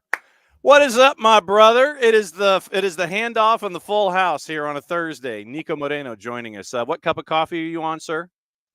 Cup of coffee número dos. There it is. There it is. There it is. Bravery Cup. How's everybody doing? Good to see you, John, Nino, family of SDH. Always a good Thursday when I'm here with y'all. Excited about some of the games that went on going into the playoffs. I'm sure you guys have a whole list of topics, so let's do it. All right, so it's two questions and it's rapid fire for the handoff here. My first question to the both of you. I'll start with Nino since he's got the furthest to trek. Gianni Infantino, on the last day of the regular season in Major League Soccer, he decided that he was going to travel down to Fort Lauderdale and hang out with Messi and friends at the Erector set for the last game of the regular season. Then they win they win the appetizer pie plate. They're ready to go. They win it. Then all of a sudden, Gianni Infantino gets on the house mic and says that Messi and friends have been invited to the Club World Cup as Team 32 as the host wild card. Nino, I ask you, tongue firmly planted in cheek, how shocking a moment was this for you as a follower of the sport of soccer that Messi and friends were invited to the Club World Cup? I mean, he's the best ever, right? He's the GOAT. Oh, I thought you were talking about Infantino. That's his team. I'm like, wait a minute. That's his team. And why not let him have the chance for the first time ever in the MLS to lead a team into the World Club competition? Why not? I think it's smart. It's a completely marketing-based decision, this one, of course. Of course, that didn't have to do anything with the achievements. But I like it. I like it. And you're a Messi lover. Maybe I am. Okay, but let the guy who gave everything to the sport, let the guy who run the show for 15 years to be number one in the planet, alongside with Cristiano, because I believe that there are the two kings, not only one, two kings. All right, his last year, man. This is you can go to Winterfell after this and tell your kids that you play in the world clubs with an MLS team and your friends. Isn't that cool, man? It's awesome, man. I like it. All right. So, Niko, I know you were equally surprised. Yeah. Look, first of all, everybody loves Messi. Whether you love his play or you love to hate him, you love Lionel Messi. And it's not the point of discussion. I think that we already knew this was going to happen. Actually, in Soccer Bar, we did a mock-up of what that Infantino statement was going to look like. And other than the fact that they're going to get to host the game, it was exactly what we said, right? I mean, you knew what was going to happen. You knew what he was going to say. You knew what it was about. But I think that the reality in this case is that they kind of deserve it, right? I mean, they done enough to at least make it palatable for you to say, you know what? Yes, we knew it was going to happen. They could have even been 8th in the East. They could have barely made it to the playoffs. It might have been harder to sell, but this was going to happen, right? But now, where Lionel Messi and friends are the Supporters Shield winners, they break the point record. They likely have Coach of the Year, likely have MVP of the year. It just makes more sense, right? In reality, it is about marketing. It is about what Nino just said. Is Lionel Messi, is Jordi Alba, is Busquets, is Suarez in this huge tournament against European teams that they all played at or played against or whatever. And so it just makes a fantastic narrative. But again, you have to realize two things. Anyone who's saying they earned or they won this spot in this tournament, they're lying to themselves. Did they do the job to be noticed, to get invited? Yes, but we have to clarify that this is an invitation at the very end of the day. Yep. Second question in the handoff to Nino. Would you go 1,118 miles on a bicycle to go see your favorite team? I would. Really? I would. Yeah, I would. Dude Yes. goes 1,118 miles on a bicycle just to see Peñarol, and you'd go 1,118 miles on a bicycle. Yes, well, actually, this wasn't close, right? But I'm going to tell you, I went on a 35-hour road trip to watch my team back in 2000. So it's not on a bicycle, no, but it's 35 hours on the road, baby. 35 hours. Niko, would you go 1,118 miles on a bicycle to go see your favorite team? Just because I don't have the stamina to get even close to that, no. Yeah, definitely not. Not these days. Even with the desire and the love for the game and the love for Nacional, that is my childhood team, or Colombia, as I ended up going to Charlotte on a whim to go watch them play that semifinal of Copa America. If it wasn't on a plane and some Ubers, I would not have gone. Oh, man. As always, my friend Nino, be safe and love the jersey and have a great call, and may the pipes behave, and we will catch up with you again next week. We go fully loaded, and we'll come up with more stuff around the planet. As always, my friend, great to catch up with you. Great to see you. Be safe and stop the sirens hanging around your house. You're scaring me. I know. He had a lot. Thank you, John. Thank you, Niko. See you guys. How you know? Yeah, he had a lot of sirens going on during his segment. I was kind of scared for a second there. I didn't know if people folks were rousting him or anything. All right, so let's get into the discussion. Topic number one, and this came from our buddy Alex Pacine, who was keeping an eye on what's going on the 280 character app. Last night, there was a game in Major League Soccer. And it was a game in the most literal sense of the definition. It was a game. It was 90 minutes. Two teams were there. One team showed, the other did not. And so this morning on the 280 character app, or late last night, I'll check the timestamp, someone that we know as Evander Ferreira posted the following on Twitter. Portland fans do not deserve the people who have power over this club. People who say they are men but do not keep their word. People who are only there when the team wins. Unfortunately, these are things we have no control over. Evander posted that at 2:13 in the morning, Eastern time.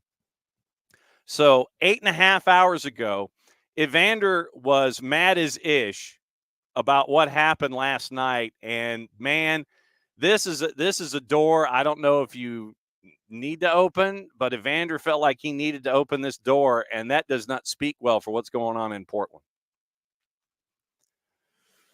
Oh, man. So, of course, I do all this. It's like you set it up, and then he froze. Ah! So dial back. Freezing and everything. So hang on. So I'll do that, and then we'll see if 8.5 hours. See, I post something from Portland, and I'm getting a Seattle guy to talk about it, and that's what happens. So literally, that was, this is Cascadia anger coming back as a part of the process. So Will getting in his Kennesaw State work. Yeah, all I got to say is if your favorite fraction is 3/5, don't attempt to enter 5th third. Exactly. Don't enter the fraction. Enter at your own risk. And Derek, good morning. But yeah, so Evander last night, literally at 2:13 in the morning, was the tail end of a thought. And that was the tail end of it. It was a 3-tweet piece of anger.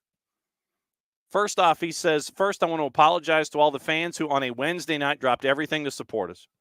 It's really hard to lose the way that we did. The truth is, losing is not in our plans, but we have to deal with it. I want to say that we, the players and the entire staff, did everything we could to take Portland as far as possible. However, sometimes we have no control over what happens, and what happens off the field reflects on the field. And then you end up with this third segment. Portland fans do not deserve the people who have power over this club, people who say they are men but do not keep their word, people who are only there when the team wins. Unfortunately, these are things we have no control over. That came from Evander last night after the loss. That ain't good. I mean, you had a team in Portland that was the 9. They scrambled in, and you end up working your way to getting the home game, and you completely and totally just blah. Oh, and by the way, 1,118 miles. I'm trying to see what the distance is. It would be like going from, say, Lumen Field. Wow, past Fresno State. Wow. Okay. All right. So he's back. Did I unplug something? I don't know what happened. I don't know who's messing with me. But who's messing with you? It's the Portland fans, because I brought this up about Evander. Yeah, maybe it's Evander himself. But look, this is a typical case of a player not having a good circle. Someone is going to take that phone away at 2:30 in the morning, anytime. And this goes for anyone hearing this as a professional athlete or a college player that's moving up. Anytime that your body, your mind, your heart tells you, I need to tweet this at 2:30, at 1:30, at 4:30 in the morning, do not do it. Hold it. Call your publicist, call your manager, call your best friend, call your mama, and have her just give you advice and really figure it out. I have no issue with a player bringing up his frustrations, doing it in a very political way and doing it in the right way that's not going to affect the rest of your team. But that's not the way to do it. Not at that time. It's not a good look. Anytime that you throw a post at that time, it says don't do it. So as much as I get that this probably has a lot to do with some contractual stuff, with some money things, we've seen it all season, right? He's been in without really saying it. Yeah. He's saying pay me, right? I'm the MVP season. I broke the record for contributions in Timbers history.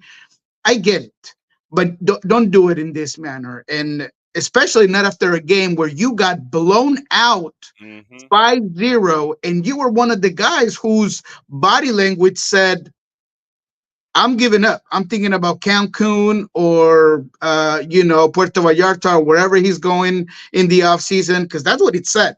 And Phil Neville was very clear. He said, look, Ayala was the only player on that field that had character, that was fighting every ball, that was blocking all the shots.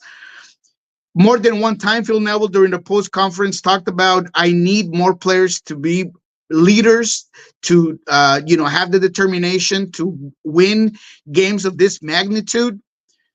Those are all, if you ask me, indirects at your best player and the guy that has the magic at his feet, but needs to have it in his heart and his head. So all in all, I just think it's a bad look for Evander. If this is any indication of where the team is moving, I don't see that he'll be back. And even though he had a fantastic productive season, Phil Neville seems like a guy that needs the intangibles and needs more than a guy that's just good at soccer. Evander, as a DP, one of the 3 DPs in Portland this year, base salary, according to Spot Track, at $1,930,000, guaranteed $2,355,000. Second on the club in guaranteed money to Jonathan Rodriguez, $2,627,500. So Evander thinks that he is worth more than $2,355,000 on a yearly basis. I could stipulate to that. Considering what he did in the Western Conference, he's definitely, I think, worth more than $2,300,000 in change to what he's been able to be for that team. But yes, as Derek says on the Twitch pitch, nothing good happens after 2 a.m. Absolutely, man. Look, and this goes as far as I've been in sports. More than once, players have been talked out of not tweeting things at that time, and it's always fantastic, man. Anytime that a player does it and they don't have that person next to them, and they just tend to, either they're by themselves or they're with the wrong type of crowd, a whole bunch of yes men around you, this sort of situation happens. So it's unfortunate because, look, I was one of the people that thought that Portland had a chance to win this game. I mean, everything was in their favor. You're at home. Vancouver has 4 consecutive losses. As much as Timbers wasn't doing much winning since September, they I think pulled a big draw in Lumen Field, and I thought that was going to help out. But at the same time, and again, I don't want to take anything away from what Phil said, because I do feel like there's a character component, there's a heart component that wasn't there last night, because the team just falls apart after that first goal where you can't clear the ball. It just bounces around and it ends up in the back of your net. But Jonathan Rodriguez was not, or should not have been playing that game since Seattle in the, 35th minute. He was hobbling around the field. He was barely pushing. Phil Neville said it after the game. He had a bad ankle.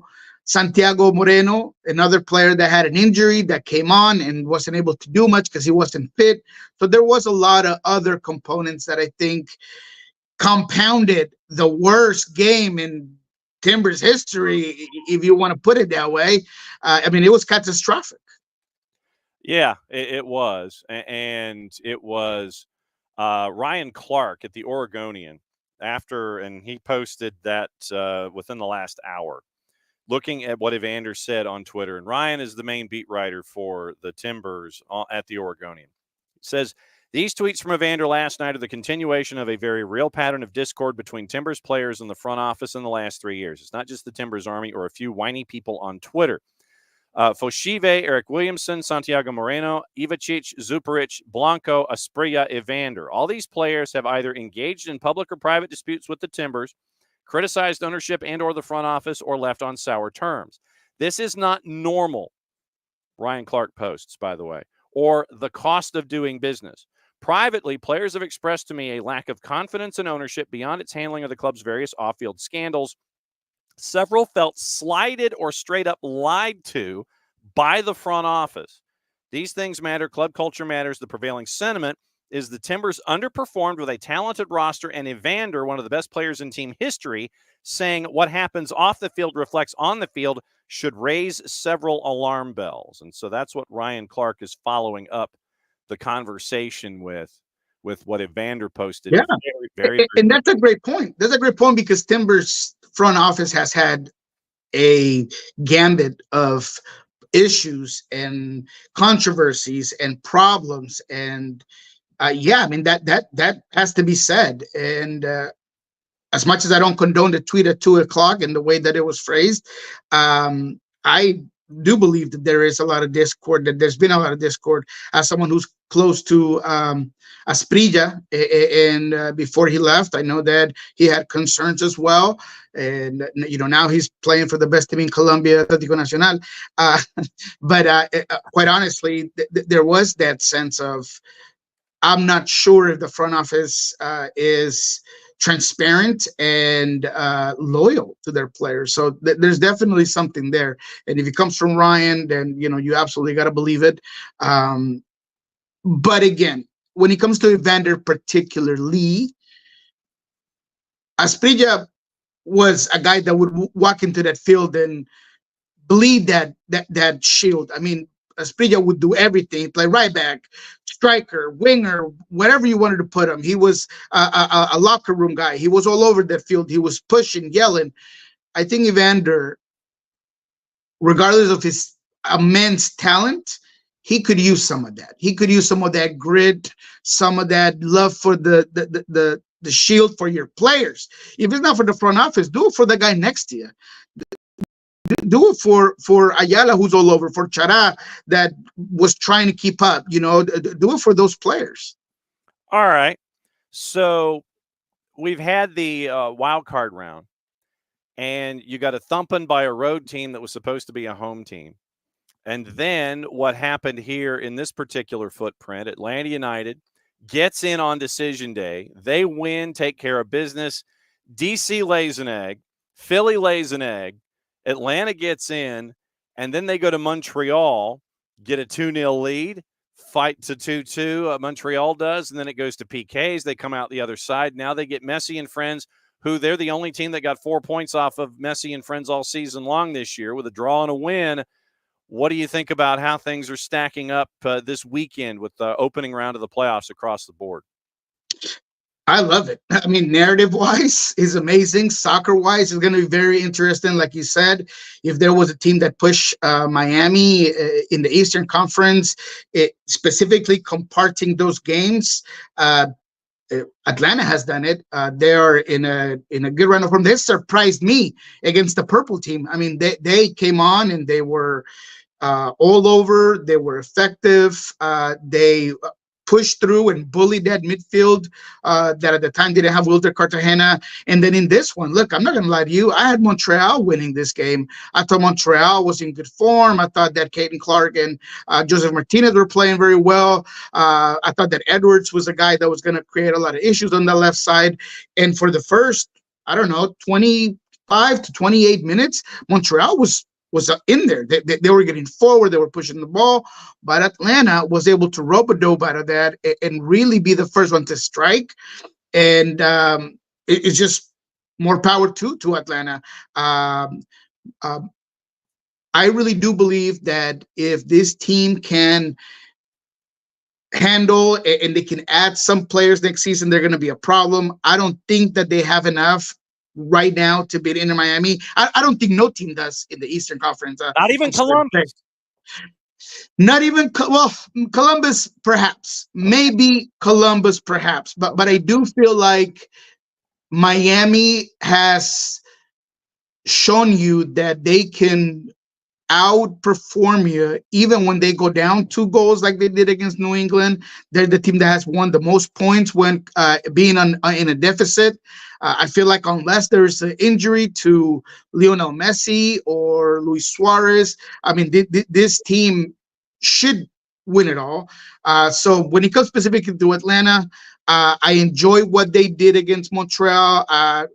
Props to Valentino, who I don't know if it will happen, but let's say if Valentino can pull it off against Miami, he might be the coach long term. I mean, Gard Lagerwey is the guy that's in charge right now.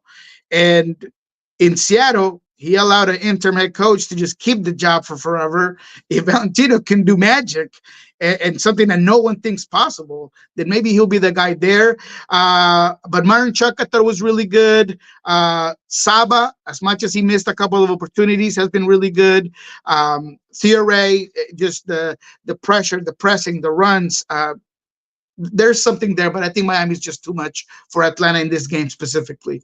Okay, so running through the matchups themselves. Tomorrow, Messi and friends, they're at home. They're a big favorite. Atlanta United comes to town on a quick turn. LAG on Saturday night, they're the only one that's there. LAG hosting Colorado. They're a big favorite. I'm still concerned about the injury to Georgi Mihailovic on decision day and how close to 100% he'll be. LAG is a big favorite. Then, what are the numbers on that for LA Galaxy? I'm truly curious because I'm getting off early on Friday just to go play some juice boxes. minus 204 on LAG. Jeez. Mm-hmm. Okay. I would probably look at a total. Yeah, what's the total on that?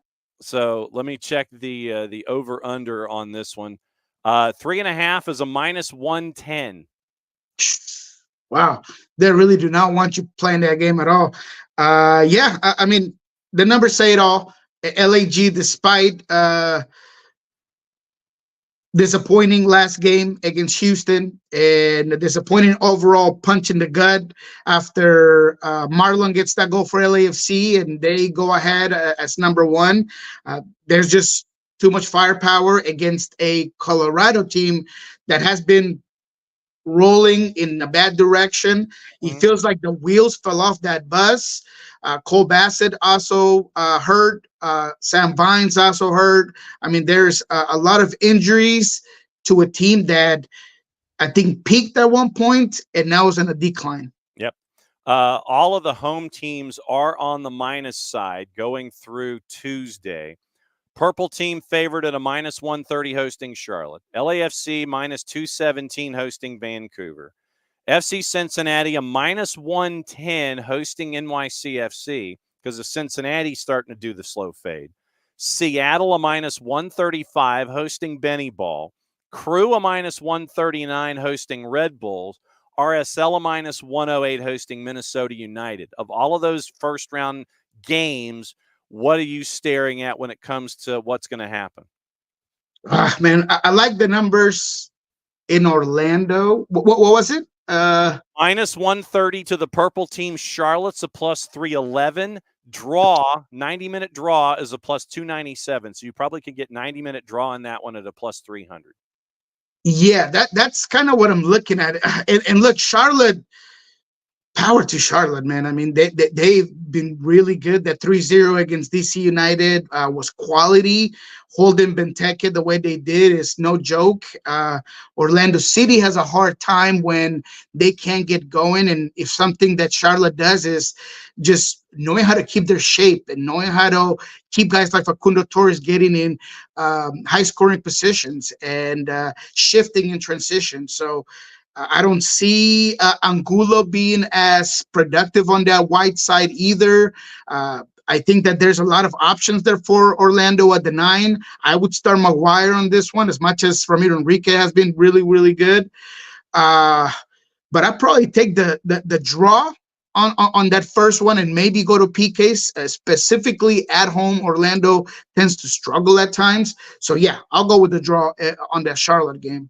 Right. When it comes to LAFC in Vancouver, regardless of the numbers, I would like to say the total on it, but you got to take LAFC. I think Vancouver, as much as they won this game and as much as they're making you feel like they are a choice that could go out there and fight against LAFC, I think that this game was very circumstantial and that hat trick by Ryan Gold is not going to happen against LAFC.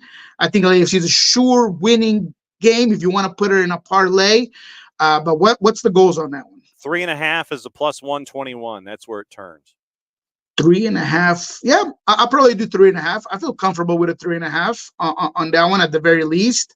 In the Seattle-Houston game, man, that could be an under, and that could be a 0-0 draw to a 1-1 draw pushing to PKs. And this is why.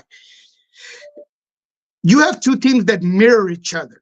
completely. They mirror each other's on concepts, both possession-based teams. Both tend to push that right back as far as they can. Alex Roldan for the Sounders, Dorsey for Houston. As much as Houston is no juggernaut, they can be very difficult to score on. I had Mikhail in my best 11 in my votes for best 11 of the year for MLS. I think he's a very good center back. Having Hector Herrera back gives you a lot of control, a lot of pace, a guy that can dominate that midfield with the dog. Like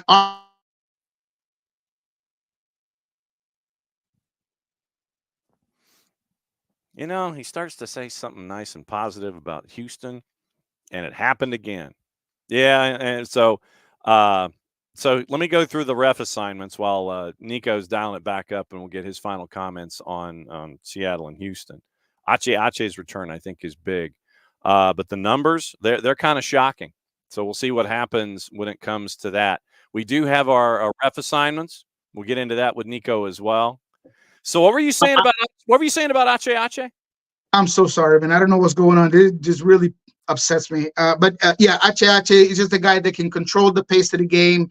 I feel like Seattle is going to want to possess it, is going to want to retain it, and Ache is a guy that could really affect that game. So I feel like they're just going to cancel each other out. I talked to Alex Roldan about it. I said, what's difficult about playing a team that mirrors you this much?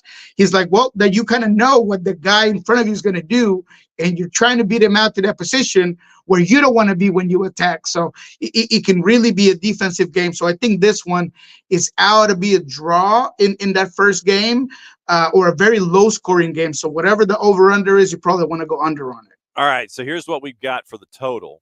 I'll work my way backward.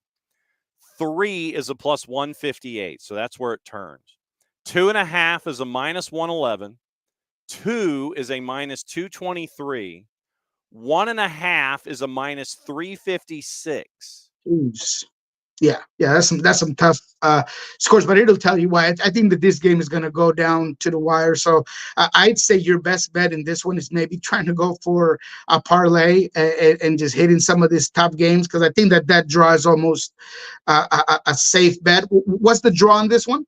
Draw on this particular matchup. Let me dial it back here a second. I can tell you, because it wants to sit there and give me 3 steps. Draw is a plus 277 for Seattle and Houston, 90-minute draw.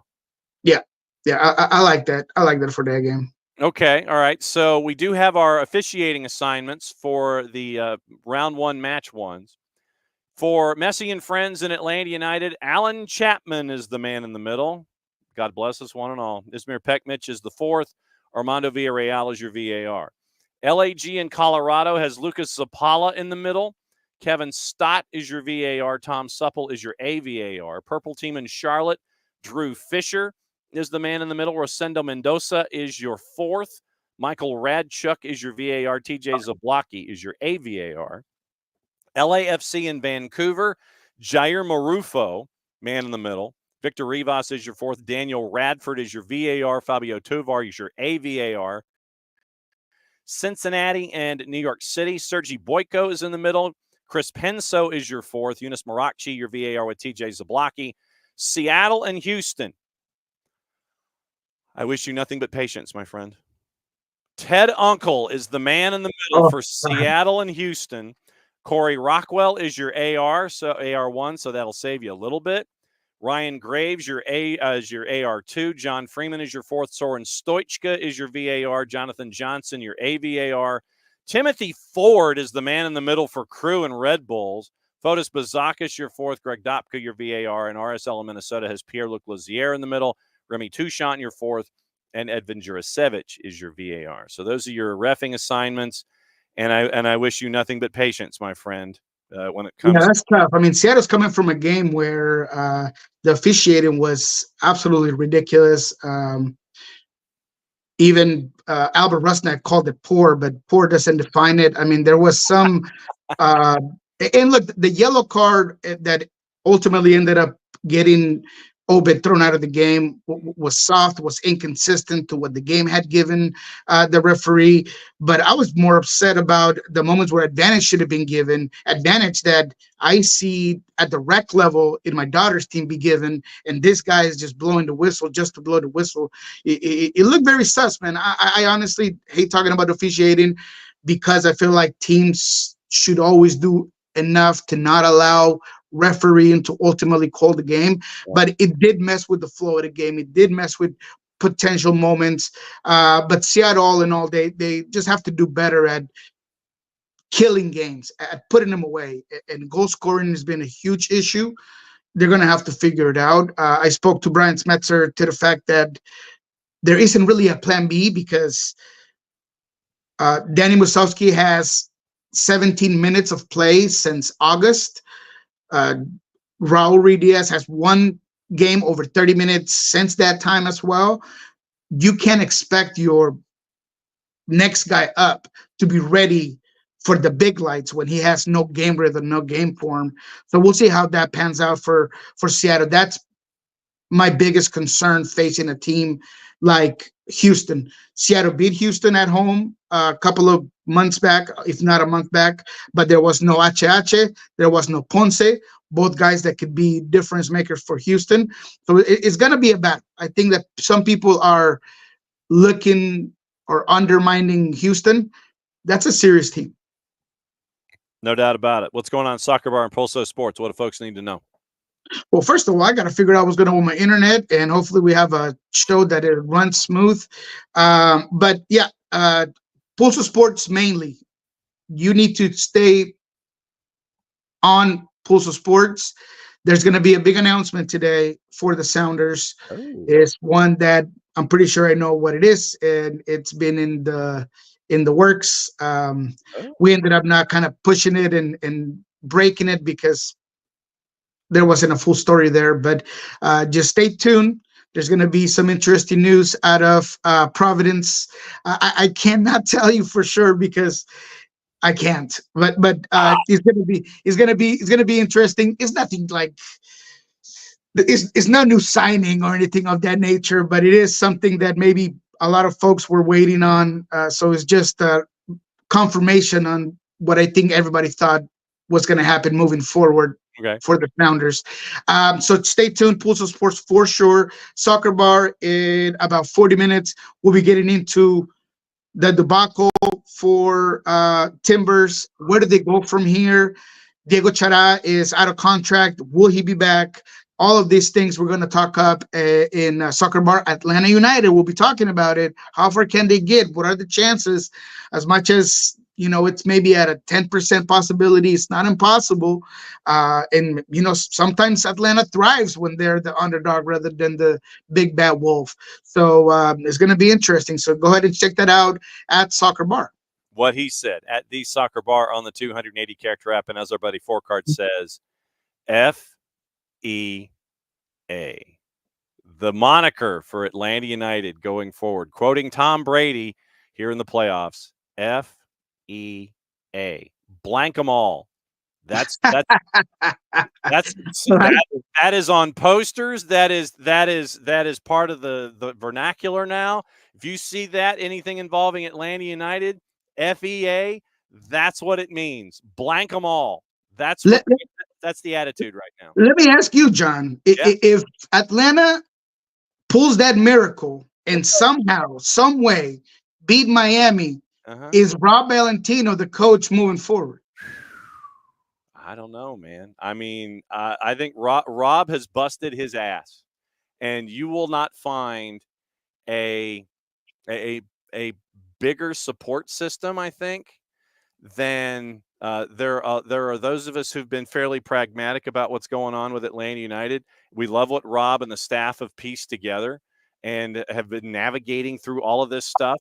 That is a Garth decision, and it will be a Garth decision that will lend itself to not just next year for this club, but years down the line. And I will say this: if Rob, at the end of this run, whenever that is, if someone in Major League Soccer wants to hire Rob Valentino, if it's Atlanta, if it's someplace else, wherever, if someone in Major League Soccer hires Rob Valentino and they are patient with him and they give him the resources and the players that he's looking for, like we've seen in this run, then you will find that you will have picked up a tremendous head coach and a staff that he surrounds himself with because of what Atlanta United has navigated through with Rob, gone through with Rob and the staff to get them to this point.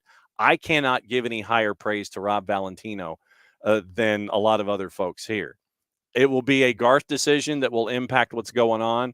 I mean, Garth has said things publicly about, international experience and things like that. And so I am confident that Rob, wherever he is, Atlanta or otherwise, you get a front office that's patient with him. You get an ownership group that's patient with Rob. Rob is going to kick some serious ass wherever that is. What he said. But so if you see in bright blue letters, FEA, that is the rally cry right now here in the southeastern United States involving Atlanta United. Blank them all, quoting Tom Brady. I like it, baby. So that's where we are. Go prepare for your show. Go get a cup of coffee number 3. Love you, my friend. We'll catch up with you next week. Thank you, my friend. Have a good one. All right. There goes Niko. Niko's got to get ready for another show. So, like I said, we know what Garth has said publicly. But, we'll see how winning might influence that. So we'll go. So that's where we are. Well, the rumor card. I mean, there was I don't know if it was necessarily a rumor, but it was put out of Philadelphia. And honestly, we probably need to put a bookmark in this because there was I think it came from Jonathan Tannenwald, the Philadelphia Inquirer. I'll look it up. That there was a discussion, apparently, I think it came from Bogert, where Jim Curtin has gone public or his reps have gone public in saying that Atlanta United reached out or something like that. And like I said, I'll look it up. And like I said, Curtin was the indicator here. And the short version in this discussion is that Jim Curtin is a Red Bulls based system in his head. Everything else aside, we know what we talk about when it comes to Philadelphia, but at his core, he is a very Red Bullsian coach. You would have to literally blow up most of the roster currently and regroup that roster after jettisoning who you didn't think would fit if you decided to go in that direction. If you decided to go in the Red Bullsian press, short fields, be clinical, don't want the ball, ball's got cooties, whatever. At his base, that's who he is. So you would have to blow up a lot of this roster, and then the money that you've spent on dudes that have come in, it would be counter to what you've spent money on. So it didn't make any sense. That's the short version. All right. Gossip, rumor, and innuendo before we get out of here. And what to watch, where to watch it, how to watch it. Okay. So we'll go to our friends at the BBC. We'll go through all the headlines and get you ready for everything. So tomorrow, once again, as we go, it is hopefully we can catch up with our friends from Beyond Goals Mentoring at 9:30. 10 o'clock, Jessica Charman from Atlanta Hartsfield Jackson International Airport and Transfer Spaceport before she hops on a plane, heads to South Florida. Then we'll have the weekend whip around, and perhaps Jason can join us from Fort Lauderdale. We'll see.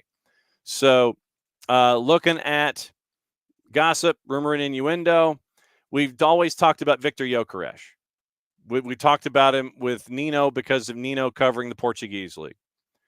Eyeing a move for Gyökeres as a long-term replacement for Erling Haaland. Xavi wants to take Barca's Rafinha to Old Trafford if he replaces Erik ten Hag. That's from Fichajes.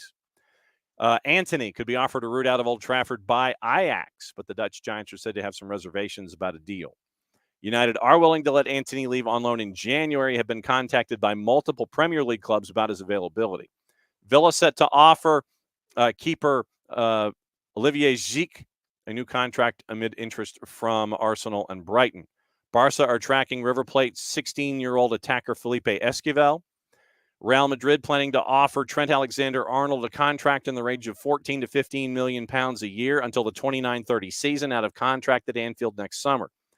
Barcelona and Arsenal both firmly interested in Jean Duran. Remember when Jean Duran was coming through the Chicago Fire Academy system?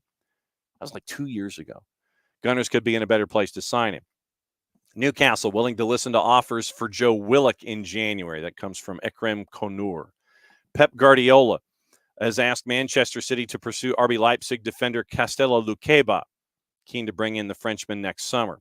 Real Madrid also eyeing a move for Luqueba, who's attracted interest from Liverpool and Manchester United. The French defender understood to have a £75 million release clause in his new deal. That's from Relevo.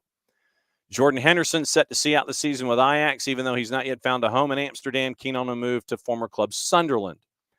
Manchester United targeting a trio of young players, including River Plate's Argentine midfielder Franco Mastantuono. He's 17. Brighton set to battle Eintracht Frankfurt and Red Star Belgrade attacking midfielder Andrija Maksimovic, with the 17-year-old Serbian international reluctant to move to Liverpool or Manchester City so soon in his career. That comes from Christian Fogg. Now, what to watch, where to watch it, how to watch it, all the things.